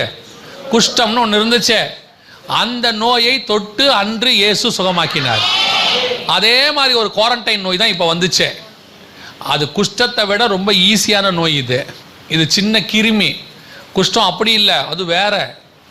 அதையே ஆண்டவர் சுகமாக்கிட்டார். அதுக்கப்புறம் ஆண்டவர் குருடர்கள் பார்வையிடுகிறார்கள், செவிடர்கள் கேட்கிறார்கள், முடவர்கள் நடக்கிறார்கள், மரித்தோர் உயிர்ப்பிக்கப்படுகிறார்கள். இப்படி ஆரம்பிச்சு இன்னைய வரைக்கும் எல்லா வியாதியும் சர்ச்சில் சுகமாகி இருக்கு. எத்தனையோ பேருக்கு எய்ட்ஸ் கூட சுகமாகி இருக்குது, கேன்சர் சுகமாகி இருக்குது. ஆனால் கொரோனாவை பார்த்து சர்ச்சு மூடிக்குச்சு. சர்ச்சு மூடிச்சுன்னா நான் கதவை சொல்லலை. சர்ச்சு கதவுங்கிறது சாதாரணம், அது அரசாங்கம் சொல்லிச்சு, கீழ்ப்படிஞ்சு மூடணும். நம்ம கதவு மூடிக்குச்சு. பயம், வீட்டை விட்டு வெளியவே வரல, யாரையும் வீட்டுக்குள்ளே சேர்க்கவும் இல்லை. பாஸ்டர் சொல்கிறாரு, நான் உங்கள் வீட்டுக்கு வந்து ஜாம் பண்ணலாமா? வேணாம் பாஸ்டர், நீங்கள் ஃபோன்லேயே பண்ணுங்க. ஏன்? உங்கள் வார்த்தைக்கு ஃபோன்லேயே வல்லமை உண்டு. ஒரு வார்த்தை சொல்லும், நீர் என் வீட்டுக்கு வருவதற்கு நான் பாத்திரவான் அல்ல. ஏன்? உங்கள் மூலியமா கொரோனா வந்துடுச்சுன்னா? ஒரு அப்பா கேட்டார் பையனை ஃபோன் பண்ணி, அப்பா உனக்கு பிள்ளை பிறந்திருக்கே, பார்க்க வரலான் இருக்கு, உங்களுக்கு இருமல் இருக்குதா? இல்லைப்பா. சளி இருக்குதா?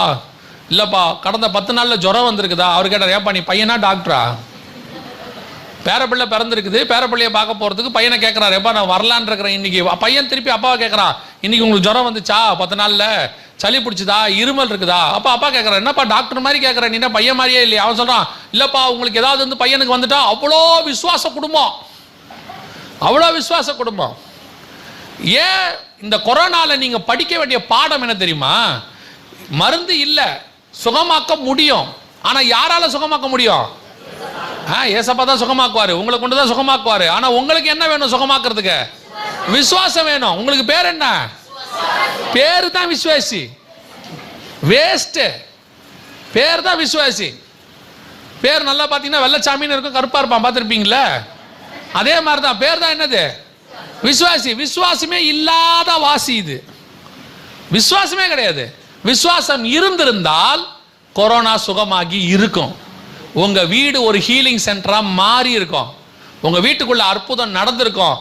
குறைஞ்சபட்சம் நீங்க பயப்படாம இருந்திருப்பீங்க. இப்ப என்ன ஆண்டவர் சொல்றாரு தெரியுமா? நீங்க விசுவாசியா இல்லைன்னு சொல்றாரு. விசுவாசிங்கிற பேர்ல பயப்படுகிற ஜனங்கள். விசுவாசம் இருந்தா பயம் வராது. பயம் இருக்குதுன்னா விசுவாசம் இல்லைன்னு அர்த்தம். அல்லேலூயா. இதான் நடந்துச்சு. நீங்க நல்லா ஜெபம் பண்ணி இருந்தீங்கன்னா ஒரு பெரிய ஆத்தும அறுவடையை நீங்கள் செய்திருக்க முடியும். யோசிச்சு பாருங்க, ஒரு அற்புதம் நடந்துருச்சுன்னு வச்சுக்கோங்க, ஆட்டோமேட்டிக்காக ஜனங்களாம் எங்கே வந்துடுவாங்க? உங்கள் வீட்டை தேடி வந்துடுவாங்க, உங்கள் சபைக்கு வந்துடுவாங்க.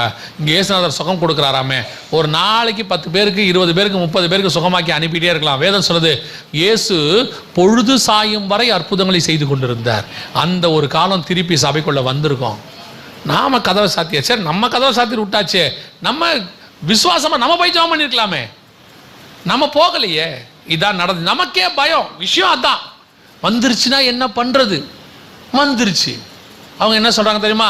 நான் அப்போவே சொன்னேன், நான் சொன்ன மாதிரியே வந்துருச்சு. பார்த்தீங்களா, நீங்கள் சொன்ன மாதிரியே வரல, நீங்கள் சொன்னதுனால தான் வந்துச்சு. யோபு என்ன சொல்கிறாரு? நான் பயந்தது எனக்கு நேரிட்டது. அவர் பயந்தது அவர் பயந்த மாதிரி வந்துச்சு இல்லை, அவர் பயந்ததுனால வந்துச்சு. அவர் விசுவாச அறிக்கையில் வராதுன்னு சொல்லியிருந்தார்னா ஜீவனும் மரணமும் எங்கே இருக்கு? நாவின் கீழே இருக்கு. இது என்னை தொடாதுன்னா தொடாது, அவ்வளோதான், வேலை முடிஞ்சு. நாம நல்ல சான்ஸை விட்டுட்டோம். ரெண்டாவது, நீங்க குறைஞ்சபட்சம் நல்ல ஜெபம் பண்ணியிருந்தீங்கன்னா உங்களுக்கு வராமையாவது தடுத்துருக்கலாம். நிறைய விசுவாசி ஊழியர்கள் கொரோனாவில் என்ன செய்யப்பட்டாங்க? பாதிக்கப்பட்டாங்க. நிறைய பேர் இறந்தும் போனாங்க. குறைஞ்சபட்சம் நம்மகிட்ட அது இருந்துச்சுன்னா கர்த்தர் நம்மை காக்க வல்லமை உள்ளவராய் இருந்திருப்பார். அல்லேலூயா. சரி, போயிருச்சு. இப்போ 3வது முத்திரை வருது. இந்த 3வது முத்திரை பஞ்சம். இதை 2021 நாங்கள் சொல்லிக்கிட்டே வரோம். இப்போ திருப்பி இதே தான் 2021 சொல்லிக்கிட்டே வரோம். இப்போவும் எங்களை தான் திட்டுறான். இருந்து போட்டோம், அது ஒன்றும் பிரச்சனை இல்லை. எரேமியா காலத்துலேருந்து இதானே நடக்குது. வந்து தீர்க்கதரிசி சொல்லுவான், இந்த மாதிரி நேபுகாத்நேச்சர் பிடிக்க வராருன்னு.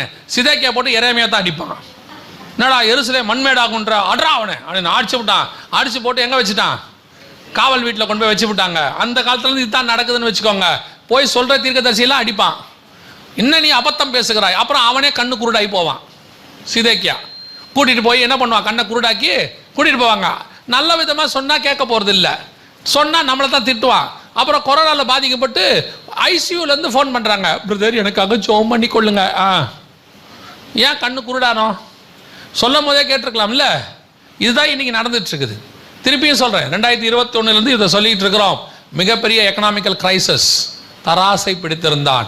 அதோடு கூட வசனம் தெளிவாக சொல்லுது, உணவு பாதிக்கப்படும். எந்த உணவை பற்றி 2000 வருஷத்துக்கு முன்னாடி கர்த்தர் சொல்றாரு பாருங்க.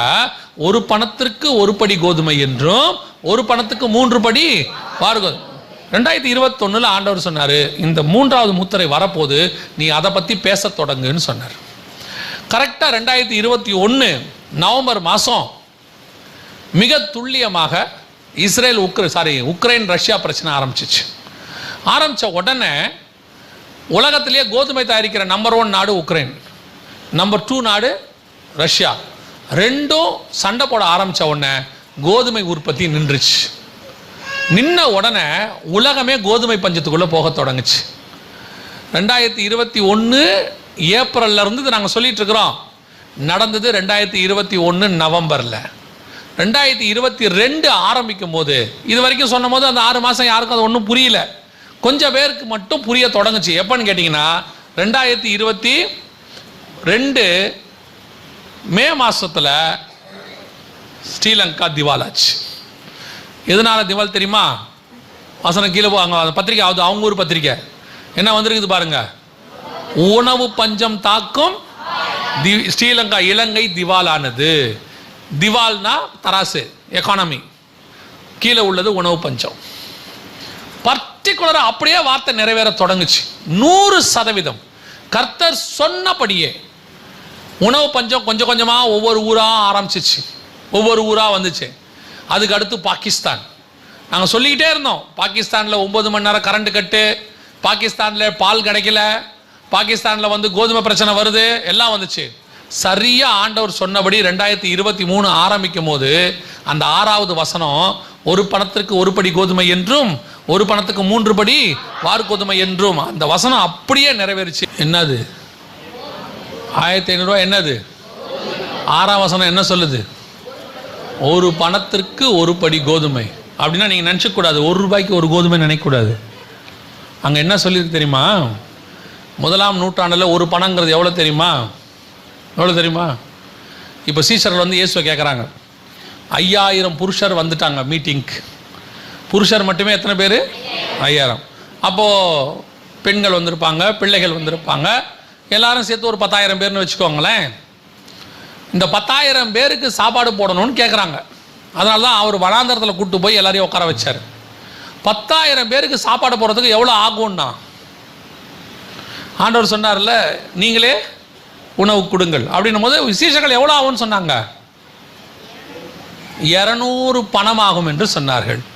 10,000 பேருக்கு 200 பணம் அப்படின்னு சொன்னால் ஒரு பணத்துக்கு எத்தனை பேருக்கு சாப்பாடு போடலாம்? குறைஞ்சபட்சம் இப்போ 1000 பேருக்கா? ஐயோ, என்ன என்னோட மேக்ஸில் வீக்கான ஆள்லாம் இருக்குது, நான் தான் வீக்குன்னு நினச்சேன். அப்போ கணக்கு பார்த்துங்க, 100 பணத்துக்கு 5000 பேருக்கு போடலாம். அப்போ ஒரு பணத்துக்கு 50 பேருக்கு போடலாம் சாப்பாடு. 1 கிலோ கோதுமை 1500 ரூபான்னா நம்ம ஊருக்கு 750-800 ரூபா. 800 பேருக்கு எத்தனை பேருக்கு சாப்பாடு போடலாம்? ஒரு 8 பேருக்கு போடலாமா? ஆனால் அங்கே எத்தனை பேர் சாப்பாடு தெரியுமா? கிட்டத்தட்ட 1500 ரூபா விற்கிது.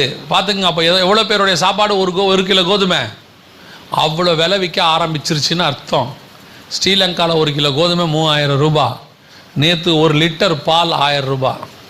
விளையாட்டுக்கு சொல்லலை, ஸ்ரீலங்காவில் ஆள் இருந்தால் கேளுங்க. 1 லிட்டர் பால் 1000 ரூபா.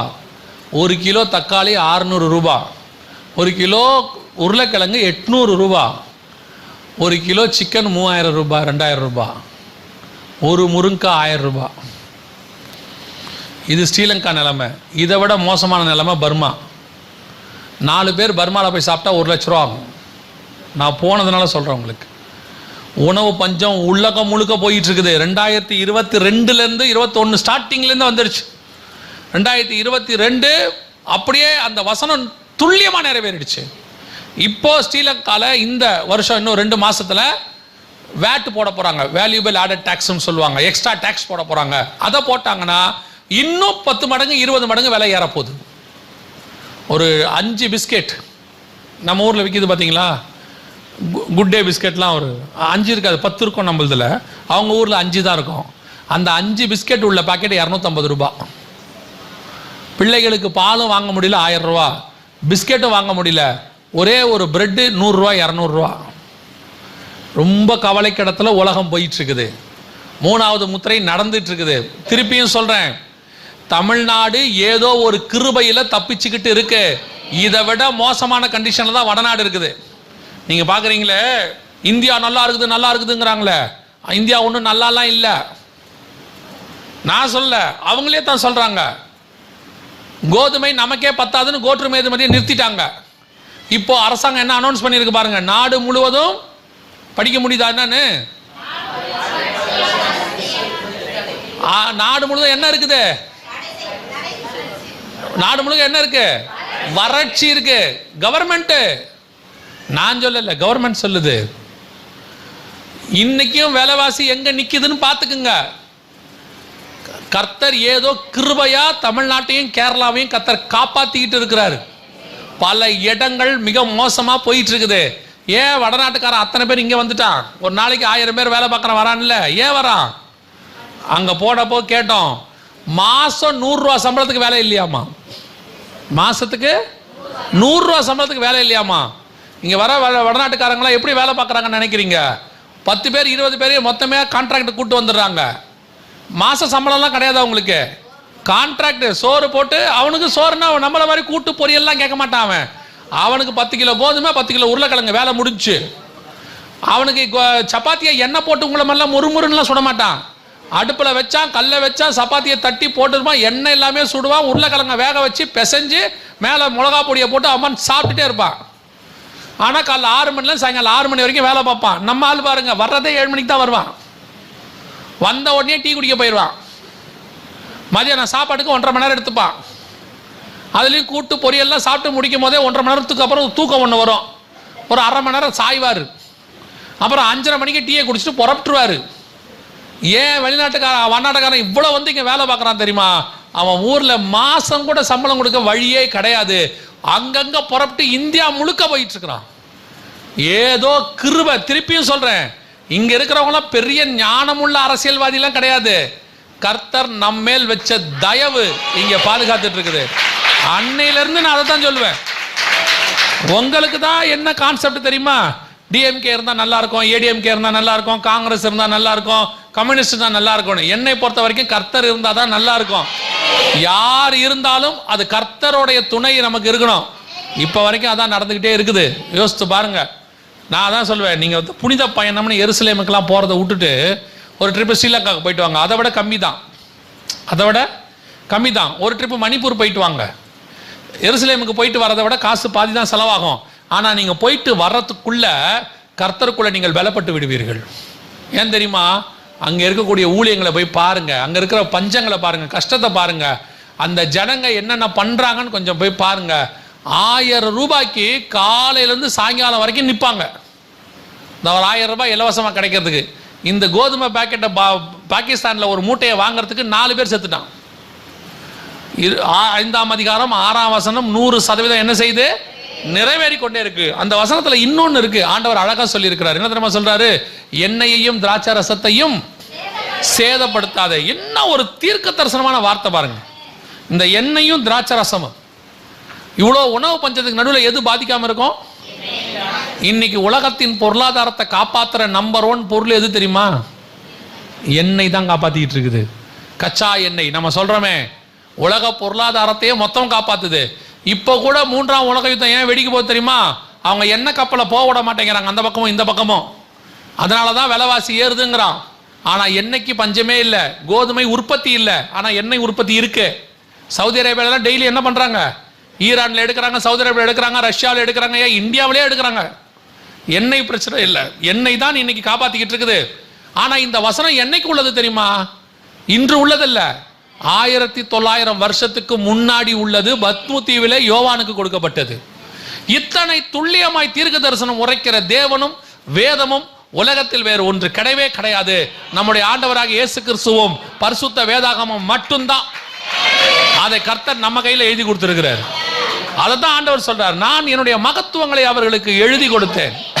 அவர்கள் அதை கையில் இருக்கிற தேவனுடைய புக்கை விட்டுட்டு ஃபேஸ்புக்கில் உட்காந்துருக்கான். என்ன நடக்கும்? என்ன நடக்கும்? உலகம் போற போக்கே சரியில்லை. உலகம் எந்த போக்கில் போனாலும் சரி, நம்ம போற போக்க ஒருத்தர் பாதுகாக்கிறவர் இருக்கிறாரு, பத்திரமா பாதுகாத்துக் கொள்வார். இன்னைக்கு 3வது முத்திரையின் காலம் போயிட்டு இருக்கு. இந்த வருஷம் இன்னும் உச்சத்துக்கு போகும்.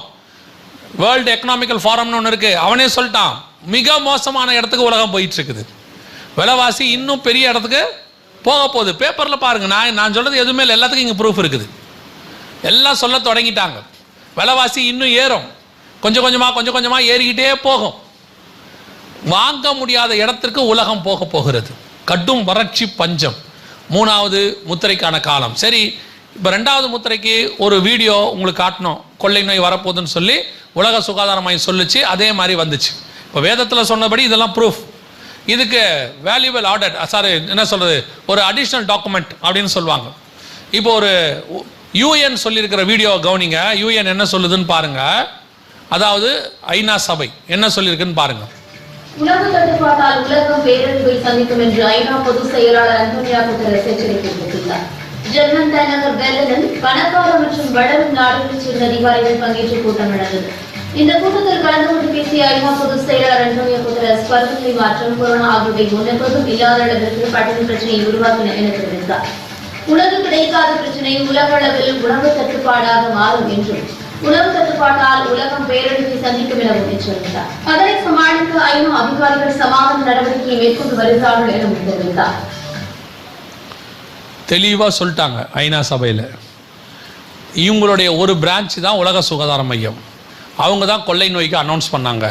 அதே மாதிரி வந்துச்சு. இவங்க தீர்க்கதரிசி கிடையாது. இவங்க என்ன செய்வாங்க, நடக்கிற டைம் ஸ்டாட்டிஸ்டிக்ஸ் எல்லாம் வச்சுக்கிட்டு உலகத்தில் உள்ளதெல்லாம் பார்த்து நடக்க வாய்ப்பு இருக்குன்னு சொல்லுவாங்க.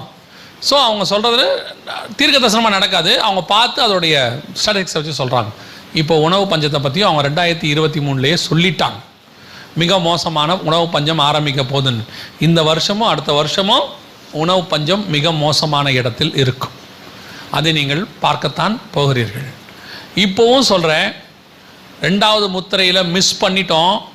3வது முத்திரைக்கு ஆயத்தமாகுங்க. ஆயத்தமாகுங்கன்னா என்ன செய்யணும்? உணவு பஞ்சம் வரப்போகுது, ஆயத்தமாகணும்னா என்ன செய்யணும்? போகும்போதே என்ன பண்ணிடணும்? ஆளுக்கு 10 மூட்டை கோதுமையை என்ன பண்ணிடுங்க, வாங்கிட்டு போயிடுங்க. 10 எண்ணெயை டின்னு வாங்கிட்டு போயிடுங்க. ஏன்னா இந்த ஆள் சொல்லிட்டான், நடக்குமோ நடக்காதோன்னு தெரியாது, இருந்தாலும் என்ன பண்ணிடுவான்? அதெல்லாம் ஆயத்தப்படுதல். கொள்ளை நோய்க்கு ஆயத்தப்படுங்கன்னா மருந்து வாங்கிட்டு போங்கன்னு அர்த்தம் கிடையாது. கொள்ளை நோய்க்கு ஆயத்தப்படணும்னா எப்படிப்பட்டிருக்கணும்? ஆயத்தம் விசுவாசத்தில் வளர்ந்துருக்கணும். இப்போ நாம் இதில் ஆயத்தப்படணும்னா என்ன அர்த்தம் தெரியுமா? ஒரு காரியத்தை நன்றாக கவனியுங்கள். இந்த கொள்ளை நோய் வரப்போவது, இந்த பஞ்சம் வரப்போவது உண்மை, வரப்போவதில் ஆரம்பிச்சாச்சு. இது பாதி தூரத்துக்கு நம்ம வந்துட்டோம். இப்போ உச்ச நிலையை அடையும். கொரோனா 2019 ஆரம்பிச்சிருச்சு டிசம்பரில். ஆனால் மார்ச் மாதம் வரைக்கும் நமக்கு ஒன்றும் பெருசாக தெரியாது. லாக்டவுன் போட்ட பிறகு தான் நமக்கு என்னவாச்சு, பெருசாக தெரிஞ்சிச்சு 4 மாதம் கழிச்சு. இப்போ அதே மாதிரி தான் இப்போது உணவு பஞ்சம் போயிட்டே இருக்குது. இப்போ பெருசாக தெரியாது. இந்த வருஷமும் அடுத்த வருஷமும் ரொம்ப பெருசாக போகும்போது இப்போ ஒரு கூட்டம் சொல்லணும், அதெல்லாம் நடக்காது, கர்த்தர் கிருபை உள்ளவர் அப்படின்லாம் சொல்லுவாங்க. அது உங்கள் பாடு. 2வது உங்கள் தீர்க்கதரிசிகள் வேறு இப்போ என்ன சொல்லியிருக்கிறாங்கன்னு வேறு எனக்கு தெரியாது. 1ஆம் தேதி என்ன சொன்னாங்க, இதை திருநாங்கள் இருக்காங்களா? இல்லை, இப்போ நிறையா நம்மளால் திருந்திட்டான். முந்தியெல்லாம் தீர்க்க தரிசன செய்தின்னு போடுவாங்க. இப்போ 1ஆம் தேதி தீர்க்க தரிசன செய்தின்னு போடுறதில்ல, வாக்குத்தத்த செய்தின்னு போட்டுடுறாங்க. புது வருட செய்தின்னு போட்டுடுறாங்க, சேஃப் கேம் விளையாடுறாங்கன்னு வச்சுக்கோங்களேன். சரி, இருந்துட்டு போட்டோம். இப்போ உங்கள் தீர்க்கதரிசிகள் சொல்கிறதெல்லாம் உங்களோட இருக்கட்டும், பைபிள் சொல்கிறத நான் உங்களுக்கு சொல்கிறேன். ஸோ இந்த 3வது முத்திரை போகும்போது நாம் என்ன செய்யணும்னா, இதுக்காக உணவை வாங்கி வைக்கிறதாவோ இல்லை சேர்த்து வைக்கிறதோ கண்டிப்பாக கூடாது. ஏன்னா வசனத்தின்படி சேர்த்து வச்சா என்ன ஆகும்? அதை பூச்சி என்ன செய்யும்? அரிச்சு போடுன்னு ஆண்டவர் சொல்லிட்டார். சரி, அப்போ இப்போ நம்ம என்ன செய்யணும் அப்படின்னு கேட்டிங்கன்னா, பைபிளில் பஞ்சகாலம் வந்ததப்போ என்ன ஆண்டவர் என்ன செஞ்சுருக்கிறாருன்றதை நம்ம கொஞ்சம் பார்க்கணும். இப்போ இஸ்ரவேலில் ஒரு பஞ்சம் வந்தது. அந்த பஞ்சம் எந்த அளவுக்கு கொடிதாக இருந்தது அப்படின்னு கேட்டிங்கன்னு சொன்னால், வசனம் சொல்லுது, ஒரு புல்லு குதிரைக்கு புல்லு கூட என்ன செய்யலையா? கிடைக்கலையா. அதே மாதிரி ஒரு பஞ்சம் ஒன்று எந்த காலத்தில் வந்தது? ஈசாக்கு காலத்தில் வந்தது. நீங்கள் ஆதியாகமத்தின் புத்தகம் 27ஆம் அதிகாரத்தில் வாசிக்க முடியும். அந்த பஞ்சம் வந்தபோது ஈசாக்கு என்ன செய்தாரா? ஆண்டவர் சொல்கிறாரு, என் வார்த்தையின்படி இந்த தேசத்தில் விதை விதைன்னு சொல்கிறார். அப்படின்னா என்ன அர்த்தம்? இதெல்லாம் நடக்கும்போது பஞ்சம் வரும்போது உலகத்துக்கு பஞ்சம் வரும். ஈசாக்கு விதை விதைத்தார், கர்த்தர் அவரை 100 மடங்கு அந்த வருஷத்தில் ஆசீர்வதித்தார். அந்த வார்த்தை தான் அங்கே ரொம்ப முக்கியம். ஏதோ பஞ்சம் வந்தது ஒரு வருஷம், ஆசீர்வதிச்சது இன்னொரு வருஷம் இல்லை. பஞ்சம் வந்த வருஷத்தில் வசனம் சொல்லுது 100 மடங்கு கர்த்தர் அந்த வருஷத்தில் ஆசீர்வதித்தார். அப்படின்னா என்ன அர்த்தம்? உலகத்துக்கு பஞ்சம் வரும், ஈசாக்குக்கு விதை விளையும். உலகத்துக்கு பஞ்சம் வரும், எலியாவுக்கு காக்கா சாப்பாடு கொண்டு வரும். இஸ்ரவேல் முழுக்க பஞ்சம் வரும், சாரிபாத்தினுடைய வீட்டுக்குள்ள மாவும் எண்ணெயும் குறைவுபடாமல் இருக்கும். அந்த தேவன் இன்னும் ஜீவனோடு கூட இருக்கிறார். அன்னைக்கு தீர்க்க தரிசனம் உரைத்தவர் தான் இன்னைக்கும் தீர்க்க தரிசனம் உரைச்சிருக்கிறாரு. அன்னைக்கு காப்பாத்தின தேவன் இன்னைக்கும் காப்பாற்றுவார். இவங்க என்ன சொல்லுவாங்கன்னா, அதெல்லாம் அறிவுக்கு ஒத்து வராதுங்க, நாம ஏதாவது செய்யணும். நான் சொல்லுவேன், உங்க அறிவை தூக்கி தயவு செய்து குப்பை தொட்டியில போட்டுருங்க. உங்க அறிவை வச்சு ஒன்றும் செய்ய முடியாது. உங்க அறிவு எவ்வளோ தூரம் வேலை செய்யுதுங்கிறத நீங்க கல்யாணம் பண்ணும் போது நீங்க புரிஞ்சிருப்பீங்க, நம்ம அறிவு எவ்வளோ அழகா வேலை செஞ்சிச்சின்னு. அதனால உங்களுக்கு சொல்றேன், உங்க அறிவு என்பது பார்க்கும்போது மட்டும் நல்லா இருக்கிற மாதிரி தெரியும். அதுக்கப்புறம் காலம் ஃபுல்லாக ஏன் பண்ணோன்னு யோசிச்சுக்கிட்டே இருக்கும். அதனால சொல்கிறேன், உங்கள் அறிவெல்லாம் கொஞ்சம் ஓரமாக வச்சுட்டு நீங்கள் என்ன பண்ணுங்க, ஆண்டவரை நோக்கி பாருங்க. வேதம் சொல்லுகிறது, மாவும் எண்ணெயும் குறைவுபடாதபடி பாதுகாக்கிற தேவன் ஒருத்தர் இருக்கிறார். இப்போ ஆண்டவர் என்ன பண்ண போறாருன்னு கேட்டிங்கன்னா, உங்களை அற்புதமும் அதிசயமாய் நடத்த போகிறார். எப்படி அற்புத அதிசயமாய் நடத்துவார் அப்படின்னு கேட்டால், இப்போது சிலிண்டர் கிட்டத்தட்ட 800 ரூபாய் ஆகி போச்சுன்னு வச்சுங்களேன். இப்போ இந்த வருஷம் எலெக்ஷன் வரதுனால இன்னொரு 100 ரூபா குறைப்பாங்க. ஒன்றும் கவலைப்படாதீங்க, மே மாதம் வரைக்கும் உங்களுக்கு குறைச்சிருவாங்க. உடனே நீங்கள் விலைவாசி குறைந்து விட்டது, ஆகவே பிரியமானவர்களே அதெல்லாம் நினைக்காதீங்க. ஜூன் மாதம் இருக்குது உங்களுக்கு, சரியா? மேலே எலெக்ஷன் இருக்கு, அதனால இன்னும் 100 ரூபா கூட குறையும், இன்னும் விலைவாசி குறையும். நம்மால் சொல்லுவாங்க, உலகத்திலேயே விலைவாசி ஏறிக்கொண்டிருக்கும் போது ஆப் கே இந்தியா கே அப்படின்னு சொல்லி இந்தியாவில் விலைவாசி என்ன செஞ்சிருச்சு? குறைஞ்சிருச்சும்பா. எல்லாம் மே மாதம் வரைக்கும். எலெக்ஷன் முடியட்டும், அடுத்த நாள் பாருங்க, ரிசல்ட் வர வரைக்கும் நீங்க வெயிட் பண்ண வேண்டாம். எல்லா மாநிலத்திலையும் எலெக்ஷன் முடிஞ்சிருச்சுன்னு சொல்லட்டும், உங்க கேஸ் விலையை பாருங்க, 2000 ரூபாய்க்கு போனாலும் ஆச்சரியப்படுறதுக்கு இல்லை, அப்படிதான் இருக்கும். அப்போ நமக்கு எப்படி இதில் ஆண்டவர் போஷிக்க போகிறார் அப்படின்னு கேட்டா, நீங்க போய் கேஸ் கடையில் நின்ன உடனே அதோ கர்த்தரால் ஆசீர்வதிக்கப்பட்டவரே உள்ளே வாரும், உங்களுக்கு மாத்திரம் சிலிண்டர் 700 ரூபாய் சொல்ல போறாங்களா? இல்ல. பெட்ரோல் பங்குக்கு போய் நின்ன உடனே உங்க தலைக்கு பின்னாடி ஒரு ஒளிவட்டம் தெரிகிறது, நீங்கள் தேவனுடைய குமாரன் ஆமேன் அப்படின்னு சொல்லி குறைக்க போறாங்களா? இல்ல, ஒன்னும் செய்ய மாட்டான். இன்னும் சொல்ல போனா நம்மளை பார்த்த உடனே 10 ரூபாய் எக்ஸ்ட்ரா கேட்பான். ஏன் அப்படின்னு கேட்டீங்கன்னா, இந்த உலகத்தாருக்கு அவங்களுக்கு கஷ்டம் இருக்கும் போது முகம் சோர்வு அடைஞ்சிரும். நமக்கு இந்த சோத்திரம் பண்ணிட்டு போகும்போது கஷ்டம் இருந்தாலும் முகம் நல்லா இருக்கும். நம்மளை நல்ல ஆண்டவரை சொல்லி கொடுத்தது எப்படி சொல்லி கொடுத்துருக்காருன்னா, உபவாசம் இருந்தாலும் நல்ல எண்ணெய் தடவி தலைவாரி நல்லா நீட்டாக போங்கிறாரு. இப்போ நம்ம போனோம்னாலும் ஒருத்தங்கிட்ட போய் கேஸ் இல்லைன்னா, யார் உங்கள் வீட்லையா? சும்மா கதை விடாதீங்க, உங்களை பார்த்தாலே தெரியல, நல்லா சாப்பிட்டு நல்லா தெம்பா வந்திருக்கீங்கம்பா. நம்மளுக்கு ஆண்டவர் கொடுத்துருக்கிற முகம் அப்படிப்பட்டதான ஒரு முகம். அது தேவனுடைய கலை நம்ம முகத்தில் இருக்குது. அது கலையாக இருக்குதுங்கிறான்ல, வேற ஒன்றும் இல்லை, தேவ சாயல் நம்மகிட்ட இருக்குது. அதனால உங்களுக்கு எனக்கும் 10 ரூபா எக்ஸ்ட்ரா கேட்டானே ஒழிய குறைக்கல மாட்டான். அப்போ எப்படி கர்த்தர் ஆசீர்வதிக்க போறார்? எவ்வளவு வேணாலும் விலைவாசி ஏறும், அதை வாங்குகிற அளவுக்கு கர்த்தர் உங்களையும் என்னையும் பலப்படுத்த போகிறார். இதுதான் கையின் பிரயாசத்தை ஆசீர்வதிக்கிறதுங்கிறது. கர்த்தர் அதை கண்டிப்பா செய்ய போறார். பஞ்சம் இருக்கும். ஈசாக்குக்காக ஆண்டவர் தேசத்தின் பஞ்சத்தை மாற்ற மாட்டார். உடனே ஈசாக்குடைய வயல்ல மட்டும் மழை பெய்யாது. ஆனா ஒண்ணு நடக்கும், ஈசாக்கு விதைக்கிற விதை மட்டும் முளைக்கும். எப்படிங்க முளைச்சது? கர்த்தர் அவனை ஆசீர்வதித்தார். நம்மளை பார்த்து கேட்பாங்க, எப்படிங்க இவ்வளோ கஷ்டத்தில் நீங்கள் நல்லா இருக்கிறீங்களா, எப்படி முடிக்கிறீங்க? நாங்கள் ஒன்றும் பெரிய அறிவாளிலாம் இல்லை, கர்த்தர் எங்களை ஆசீர்வதிச்சார், ஆகவே நாங்கள் ஆசீர்வாதமாக இருக்கிறோம். கொரோனாவில் நிறைய பிரச்சனை வந்தோடனே ஒரு பெரிய காஃபி கம்பெனி ஓனர், கிட்டத்தட்ட 200 கோடி ரூபாய்க்கு அதிபதி, சூசைட் பண்ணி செத்துட்டார். நீங்கள் படிச்சிருப்பீங்க பேப்பரில். பெரிய காஃபி கம்பெனி ஓனர், நிறைய சொத்து இருக்குது, விற்று அடைச்சிட முடியும். ஆனால் அதை ஃபேஸ் பண்ணுறதுக்கு அவருக்கு எண்ணம் இல்லை, தைரியம் இல்லை. ஆனால் உங்களுக்கு எனக்கும் பணமே கையில் இல்லை, நாளைக்கு வருமானு கூட தெரியாது. ஆனால் ஒன்றே ஒன்று இருந்துச்சு, என் தேவன் என்னை நடத்த வல்லமை உள்ளவராக இருக்கிறார். அது என்னை ஆசீர்வதித்து காப்பாற்றி கொண்டு வந்து இன்னை வரைக்கும் நிறுத்திருச்சு. அந்த தேவன் தான் இந்த பஞ்ச காலத்திலும் உங்கள் வீட்டிலும் என் வீட்டிலும் இருக்க போகிறார். நீங்கள் விசுவாசிங்கன்னா வீட்டில் தேவனுடைய மகிமையை பார்ப்பீங்க. உங்கள் வீட்டில் எண்ணெயும் மாவும் குறைவுபடாதபடி கர்த்தர் பாதுகாக்க வல்லமை உள்ளவராக இருக்கிறார். யோசிக்கவே யோசிக்காதீங்க. கொரோனாவில் ஒரு அம்மா ஆண்டவர் ஏற்றுக்கொண்டவங்க, அவங்களுடைய பிள்ளைக்கு கணவர் கிடையாது, 3 பிள்ளைகள். அன்னைக்கு இருந்தது கடைசி அரிசி, அவ்வளோதான், போட்டாச்சு. போட்டு செஞ்சாச்சு. நைட்டு படுக்கும்போது அந்த அம்மா சொல்கிறாங்க அழுதுகிட்டே, ஆண்டவரே நாளைக்கு என் பிள்ளைகளுக்கு கஞ்சி காய்ச்சறது கூட என்ன இல்லை, சாப்பாடு இல்லை, நீங்கள் தான் பார்த்துக்கொள்ளணும். காலையில் பிள்ளைங்க பசின்னு கேட்கும் போது நான் என்ன செய்வேன் ஆண்டவரேன்னு அழுதுகிட்டே தூங்கிட்டாங்க. காலையில் கதவை தட்டுறாங்க, இந்த அம்மா நல்லா தூங்கிட்டாங்க. கதவை தட்டி திறந்தா அந்த சபையினுடைய போதகர் கொண்டு வந்து 15 நாளைக்கு தேவையான மளிகை சாமானை கையில் கொடுத்துட்டு ஆண்டவர் கொடுக்க சொன்னார்னு கொடுத்துட்டு போயிட்டார். முந்தின நாள் நைட்டு ஒரு பிடி அரிசி கிடையாது, மறுநாள் காலையில் 15 நாளைக்கு தேவையான சாப்பாடை கர்த்தர் கொடுத்துருக்கிறார். இந்த தேவன் இன்னும் ஜீவனோடு கூட இருக்கிறார். இங்கே சமீபத்தில் ஒரு சாட்சி சொன்னாங்க, நாகர்கோவில் பக்கத்தில், சேலம் பக்கத்தில் ஒரு சாட்சி சொன்னாங்க. திடீரென்று ஒருத்தர்கிட்ட ஆண்டவர் சொன்னாராம், நல்ல பணக்காரரு, அவர்கிட்ட சொன்னாராம், அந்த ஊழியக்காரருக்கு கொண்டு போய் ஒரு மாதத்துக்கு தேவையான மளிகை சாமான்லாம் வாங்கிட்டு ஒரு ஆஃபரிங்கை கொண்டு போய் கொடுன்னு. இவர் வீடு அவர் வீட்டிலேருந்து ஒரு 100 கிலோமீட்டர் தள்ளி. இப்போ இவர் சொன்னாராம், ஆண்டவரை காலையில் போகிறேன்னு. ஆண்டவர் சொன்னாராம், ஏன் இப்போ ஏன் போக மாட்டார், நான் தான் கார் கொடுத்துருக்குறேனே உனக்கு, கார் எடுத்துகிட்டு போன்னு. இவர் நைட்டு 2 மணியோ 3 மணியோ எடுத்து கிளம்பி ரெடியாகி காலைல போய் சேரும் போது 6 மணி. போய் கதவை தட்டுறாரு. போனால் ஆண்டவர் உங்களுக்கு கொடுக்க சொன்னாருன்னு சொல்லி அந்த சாமானையும் காசையும் கொடுக்கும்போது அந்த ஊழியக்காரை கட்டி பிடிச்சிட்டு அழுதாராம். இனி நாங்கள் என்ன செய்யறதுனே தெரியல, நான் ஊழியத்துக்கு வந்துட்டோம், யாரையும் காசு கேட்டு எங்களுக்கு பழக்கம் இல்லை, ஆண்டவரே எங்களுக்கு நீங்கள் தான் போஷிக்கணும்னு நினச்சோம், ஆனால் கர்த்தர் 100 கிலோமீட்டர்லேருந்து ஒரு ஆளை அனுப்புவார் நான் எதிர்பார்க்கவே இல்லைனாராம். கர்த்தர் நினச்சா பரலோகத்திலேருந்து தூதனையே அனுப்பி கொடுக்க வல்லமை உள்ளவராக இருக்கிறார். உங்களுக்கு எனக்கு இருக்க வேண்டியது விசுவாசம் மட்டும்தான். ஏன்னா நம்ம தேவன் மட்டும்தான் ஜீவனோடு கூட இருக்கிறார். அவர் உயிரோடு இருக்கிறதுனால நமக்கு நிச்சயம் செய்வார். நாம் அவருடைய பிள்ளைகளாக இருக்கிறதுனால கண்டிப்பாக செய்வார்.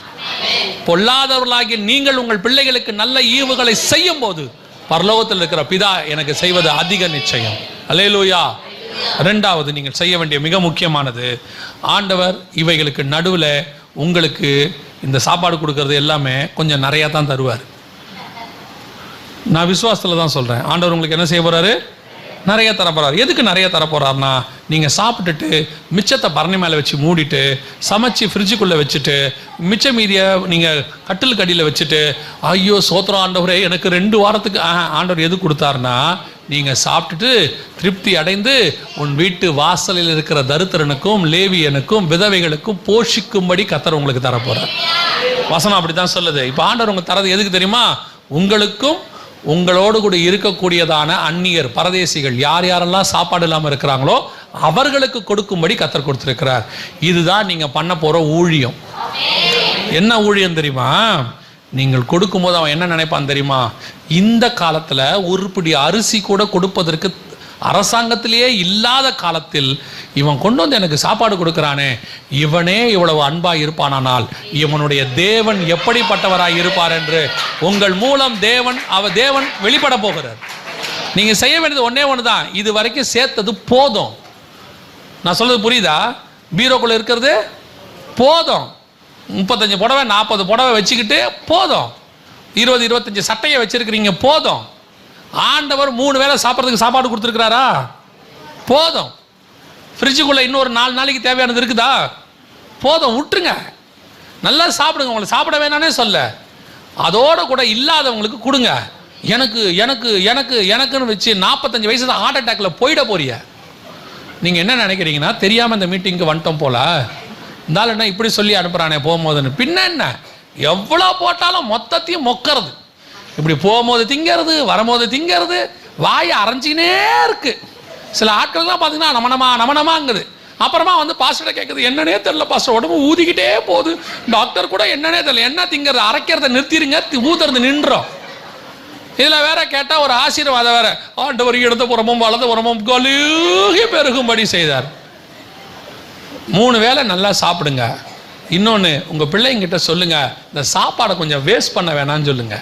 கொண்டு போய் அப்படியே குப்பையில் கொட்டுது. இந்த சாப்பாடு, ஒரு வேளை சாப்பாடு இல்லாமல் 100 கோடி பேர் உலகத்தில் இருக்கிறான். 100 கோடி பேர். நான் என்ன சொல்கிறேன், சாப்பாடு வாங்குங்க. சில ஆட்கள்லாம் பார்த்தீங்கன்னு சொன்னால் அந்த சாப்பாடை வாங்கும் போது இந்த மணல் கலவை, சிமெண்ட் கலவையை வாங்குற மாதிரி மொத்தமாக கூம்பாக கொட்டிக்கிறான். அப்படியே எல்லாத்தையும் கொட்டி கொட்டி கொட்டி சுற்றி அவர் தட்டு எடுத்துகிட்டு வரும்போது பார்த்தீங்கன்னா பொண்ணுக்கு சீர்வரிசை கொண்டு வர மாதிரியே கொண்டு வராங்க எல்லாத்தையும் வச்சு. எதுக்கு அப்படி கொண்டு வருவிய? எங்கே ஓடி போகுது அந்த சாப்பாடு? கொஞ்சம் கொஞ்சமாக போட்டு 4 தடவை தின்னா என்ன? இப்போ நடக்கிறதுக்கு கஷ்டம். அப்படியே மொத்தத்தையும் கொண்டாந்து காட்டு, அப்புறம் திங்க முடியாமல் அப்படியே எல்லாத்தையும் வச்சுட்டு என்ன செய்யலாம்? கர்த்தர் அளவுக்கு அதிகமாக கொடுக்குறாரு, என்ன செய்யறது? கத்தியை வைப்பாரு, தொண்டையில் கத்தியை தான் வைக்கணும். கொஞ்சம் கொஞ்சமாக சாப்பிடுங்க, கீழே கொட்டாதீங்க, வேஸ்ட் பண்ணாதீங்க. அதே நேரத்தில் ஏழைகளை நினைங்க. ஆண்டவர்கிட்ட பிடிச்ச ஒரு விஷயம் என்ன தெரியுமா? தரித்திரருக்கு உதவி செய்வது. சோதோம் ஏன் அழிஞ்சிச்சு தெரியுமா? சோதோம் ஏன் அழிஞ்சிச்சுன்னு ஆண்டவர் சொல்லுவார், வெறும் ஓரின சேர்க்கை மட்டும் அவங்களுக்கு காரணம் இல்லை சோதோம் அழிஞ்சதுக்கு. வாசிங்க, எசேக்கியேல் புஸ்தகம் 16ஆம் அதிகாரம் 49வது வசனம் வாசிங்க பார்ப்போம்.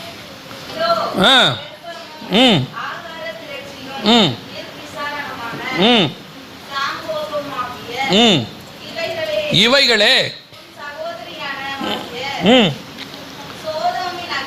சோதோமுடைய அக்கிரமத்தில் ஒன்று என்னன்னா, ஆகார திரட்சி. நிறைய சாப்பாடு இருந்துச்சு, நிறைய, அது பாவம் இல்லை.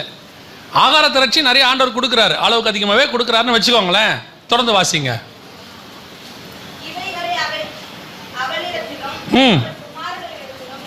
இருந்தன சிறுமையும் எளிமையினுடைய கையை. அதான் அர்த்தம். எங்கிட்ட நிறைய சாப்பாடு இருக்கு, ஆனால் அங்கே சாப்பிடாம ஒருத்தன் இருக்கான், அவனுக்கு அதை கொடுக்கல. எங்கிட்ட அதிகமாக இருக்கிறது தப்பு இல்லை. ஏன் எங்கிட்ட ஆண்டவர் அதிகமாக கொடுக்குறாரு தெரியுமா? நான் சாப்பிட்டு கீழே கொட்டுறதுக்கு இல்லை, நான் சாப்பிட்டு எனக்கு முன்னாடி இருக்கிற ஏழைக்கு கொடுக்கறதுக்கு. ஏன் தெரியுமா? அவன் தேவனை அறியாதவன். அவன் தேவனை அறிவதற்கு ஒரு வழி இருக்கிறது. நீ கொடுக்கிற ஆகாரம் அவன் தேவனை அறிய பண்ணும். நீ சுவிசேஷம் சொல்லவே வேண்டாம், நீ கொடுத்து பாரு, உன் தேவனை அவன் தெரிந்து கொள்வான். ஏன்? மனுஷனால் முடியாதது தேவனால் தான் முடியும்னு அவனுக்கு தெரியும். அவன் சிலர் சொல்லுவாங்க பார்த்தீங்களா, கடவுள் மாதிரி வந்து கொடுக்குறீங்க. கடவுள் மாதிரி இல்லை, கடவுள் அனுப்பிச்சிருக்கிறான்னு சொல்லணும். இதுதான் ஆண்டவர் உங்ககிட்ட எதிர்பார்க்குற. 2வது, ஒன்று, நீங்கள் விசுவாசத்தோடு இருக்கணும். உங்கள் வீட்டில் அற்புதம் நடக்கும், உங்களுடைய மாவு செய்கிற தொட்டி குறையாது, ஆண்டவர் உங்கள் வீட்டை ஆசீர்வதிப்பார். நான் எப்பவும் சொல்லுவேன், தேவனை ஏற்றுக்கொண்ட நாள்லேருந்து இப்போ வரைக்கும் எனக்கு ஆகார குறைவு வந்ததே கிடையாது. ஏன்னா கர்த்தர் எப்படியும் என்ன செய்கிறாரு? போஷிச்சிருவார். சர்வ வல்லமை உள்ள தேவன் அவர். இவர் அன்றைக்கி ஒருத்தர் பார்த்தோம், அவர் அன்றைக்கி பேசிகிட்டு இருக்கும்போது சொன்னார், ரோட்டில் பிச்சை எடுத்துக்கிட்டு இருந்தாங்களாம்.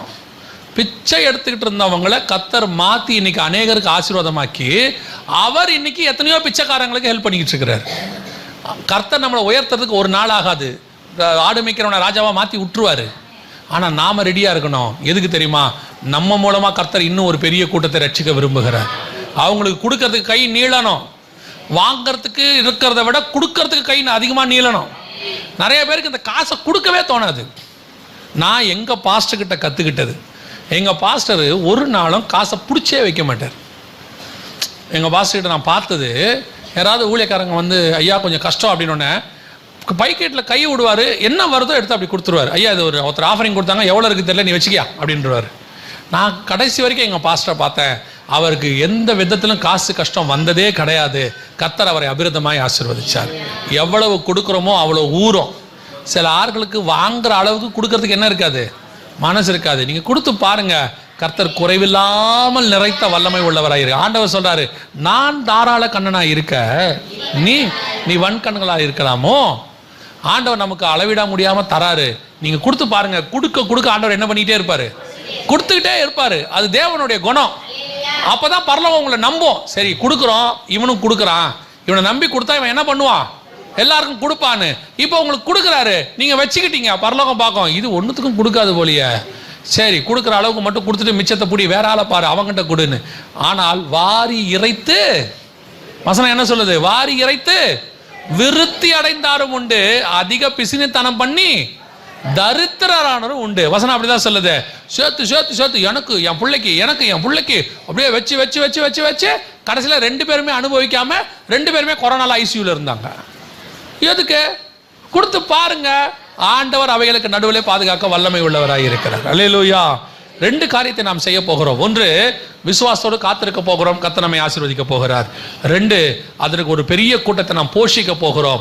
அந்த போஷித்ததில் கர்த்தர் நம்முடைய கரத்தை பலப்படுத்துவார். அநேகரை போஷிக்கிறவராய் கர்த்தர் நம்மை மாற்ற போகிறார். அல்லேலூயா.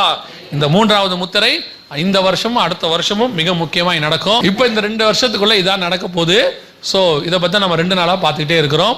இந்த 3ஆம் உலக யுத்தமும் ஆரம்பிச்சிருச்சுன்னா 4வது முத்திரைக்கான காரியம் தொடங்கும். அதை பற்றி நம்ம நேற்று பேசியிருக்கிறோம், உங்களுக்கு ஞாபகம் இருக்கும்னு நினைக்கிறேன். அந்த அலாஸ்கா மாஸ்க் விழுறது நமக்கு ஒரு அடையாளம்.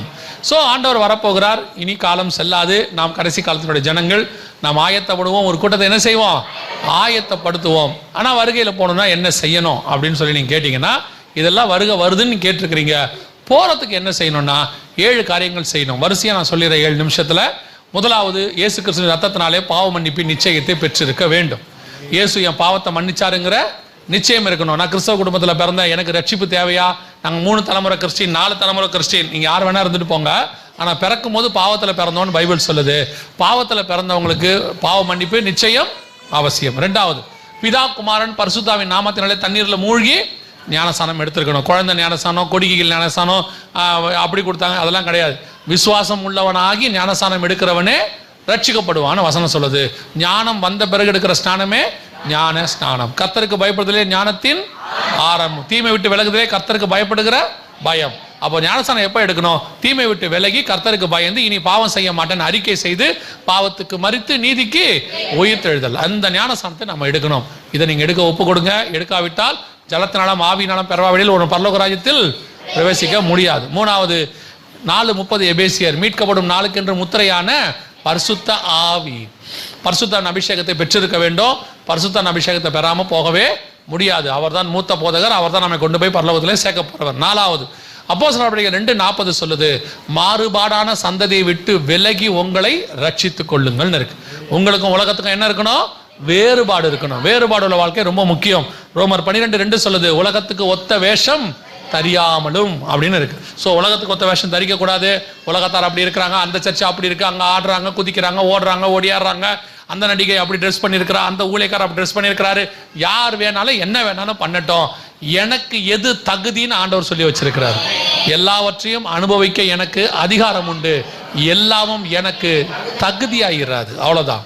எனக்குன்னு ஒரு தகுதியை கர்த்தர் வச்சிருக்காரு, அதைத்தான் நாம செய்யணும். இது 4வது. 5வது, சுவிசேஷம் அறிவித்தல் உங்கள் மேல் விழுந்த கடமை. அறிவிக்காவிட்டால் உங்களுக்கு ஐயோ. நீங்கள் பரலோகத்துக்கு போகும்போது உங்க கூட என்ன செய்யும் தெரியுமா? இந்த உலகத்தில் இருக்கிற எதுவுமே வராது, நீங்க வச்சிருக்கிற எதுவுமே வராது.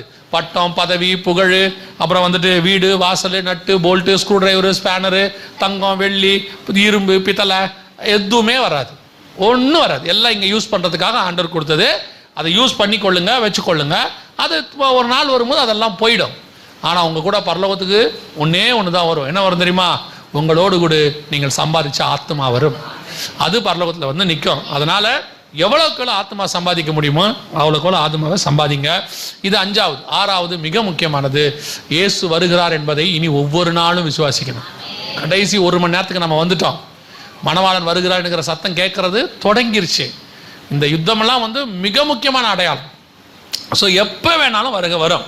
அது உடனே இன்னைக்கு வருமா, நாளைக்கு வருமா, அதெல்லாம் மனுஷகுமார் வர நிலையான நாளைகளே வருவார். ஆனால் ஆயத்தப்பட்டு நிற்க வேண்டியது நம்முடைய வேலை. ஏன்னா நமக்கு இருக்கிறது 1 நிமிஷம்தான், ஒரு இமை பொழுது தான். அதை விட்டாச்சுன்னா அதுக்கப்புறம் 7 வருஷம் சான்ஸே கிடையாது. ஸோ இப்போ ஆண்டவர் நமக்கு வாய்ப்பு கொடுத்துருக்கிறாரு.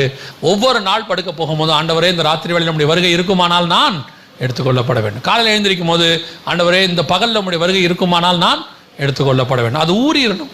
குடும்பமாக நாங்கள் வரணும் ஆண்டவரே, அது அப்படியே உங்கள் வாஞ்சியாக மாறிடணும். எங்களை ஆசீர்வதியும் ஆண்டவரே, நீங்கள் ஜெபம் பண்ணுறீங்கள, அதுக்கு பதிலாக நீங்கள் வரும்போது எங்களை எடுத்துக்கொள்ளுங்க ஆண்டவரேன்றதை உங்கள் ப்ரேயராக மாற்றிருங்க. டெய்லி அதை சொல்லுங்க. ஆண்டவர் வரும்போது இந்த வருகையில் போகிறதுக்கு இது மிக முக்கியமான ஒரு வழியாக இருக்கும். 7வது கடைசியாக முடிவு பரியந்தம் நிலை நிற்கிறவனே ரட்சிக்கப்படுவான். ஏதோ ரட்சிக்கப்பட்டேன் அப்படி இல்லை, ரட்சிப்பு பூரணப்படணும். எடுத்த ஞானஸ்தானத்துக்கு உண்மையாக இருக்கணும். பெற்றுக்கொண்ட பரிசுத்த ஆவியானவரை துக்கப்படுத்தாமல் பார்த்துக்கணும். வாழ்கிற வேறுபாடு உள்ள வாழ்க்கையை கடைசி வரைக்கும் வாழணும். தேமா பிரபஞ்சத்தின் மேல் ஆசை வைத்து ஓடி போனான்ற மாதிரி ஓடி போகக்கூடாது. சொல்கிற சுவிசேஷத்தை இயேசு வர வரைக்கும் சொல்லணும். அசந்து சோர்ந்து போய் அசதியாக சொல்லக்கூடாது. விசுவாசிக்கிற வருகையை கடைசி வரைக்கும் விசுவாசிக்கணும். கொஞ்சம் லேட் ஆகும் அப்படின்னு சொல்லி சோர்ந்து போயிடக்கூடாது. 6லும் முடிவு பரியந்தம் நிலைநிற்கிறவனே ரட்சிக்கப்படுவான். அல்லேலூயா. ஆண்டவர் வரப்போகிறார். கர்த்தருக்கு சித்தமானால் அவருடைய வருகையை சந்திப்போம். வெகு சீக்கிரத்தில் ஆண்டவர் வரப்போகிறார். அல்லேலூயா.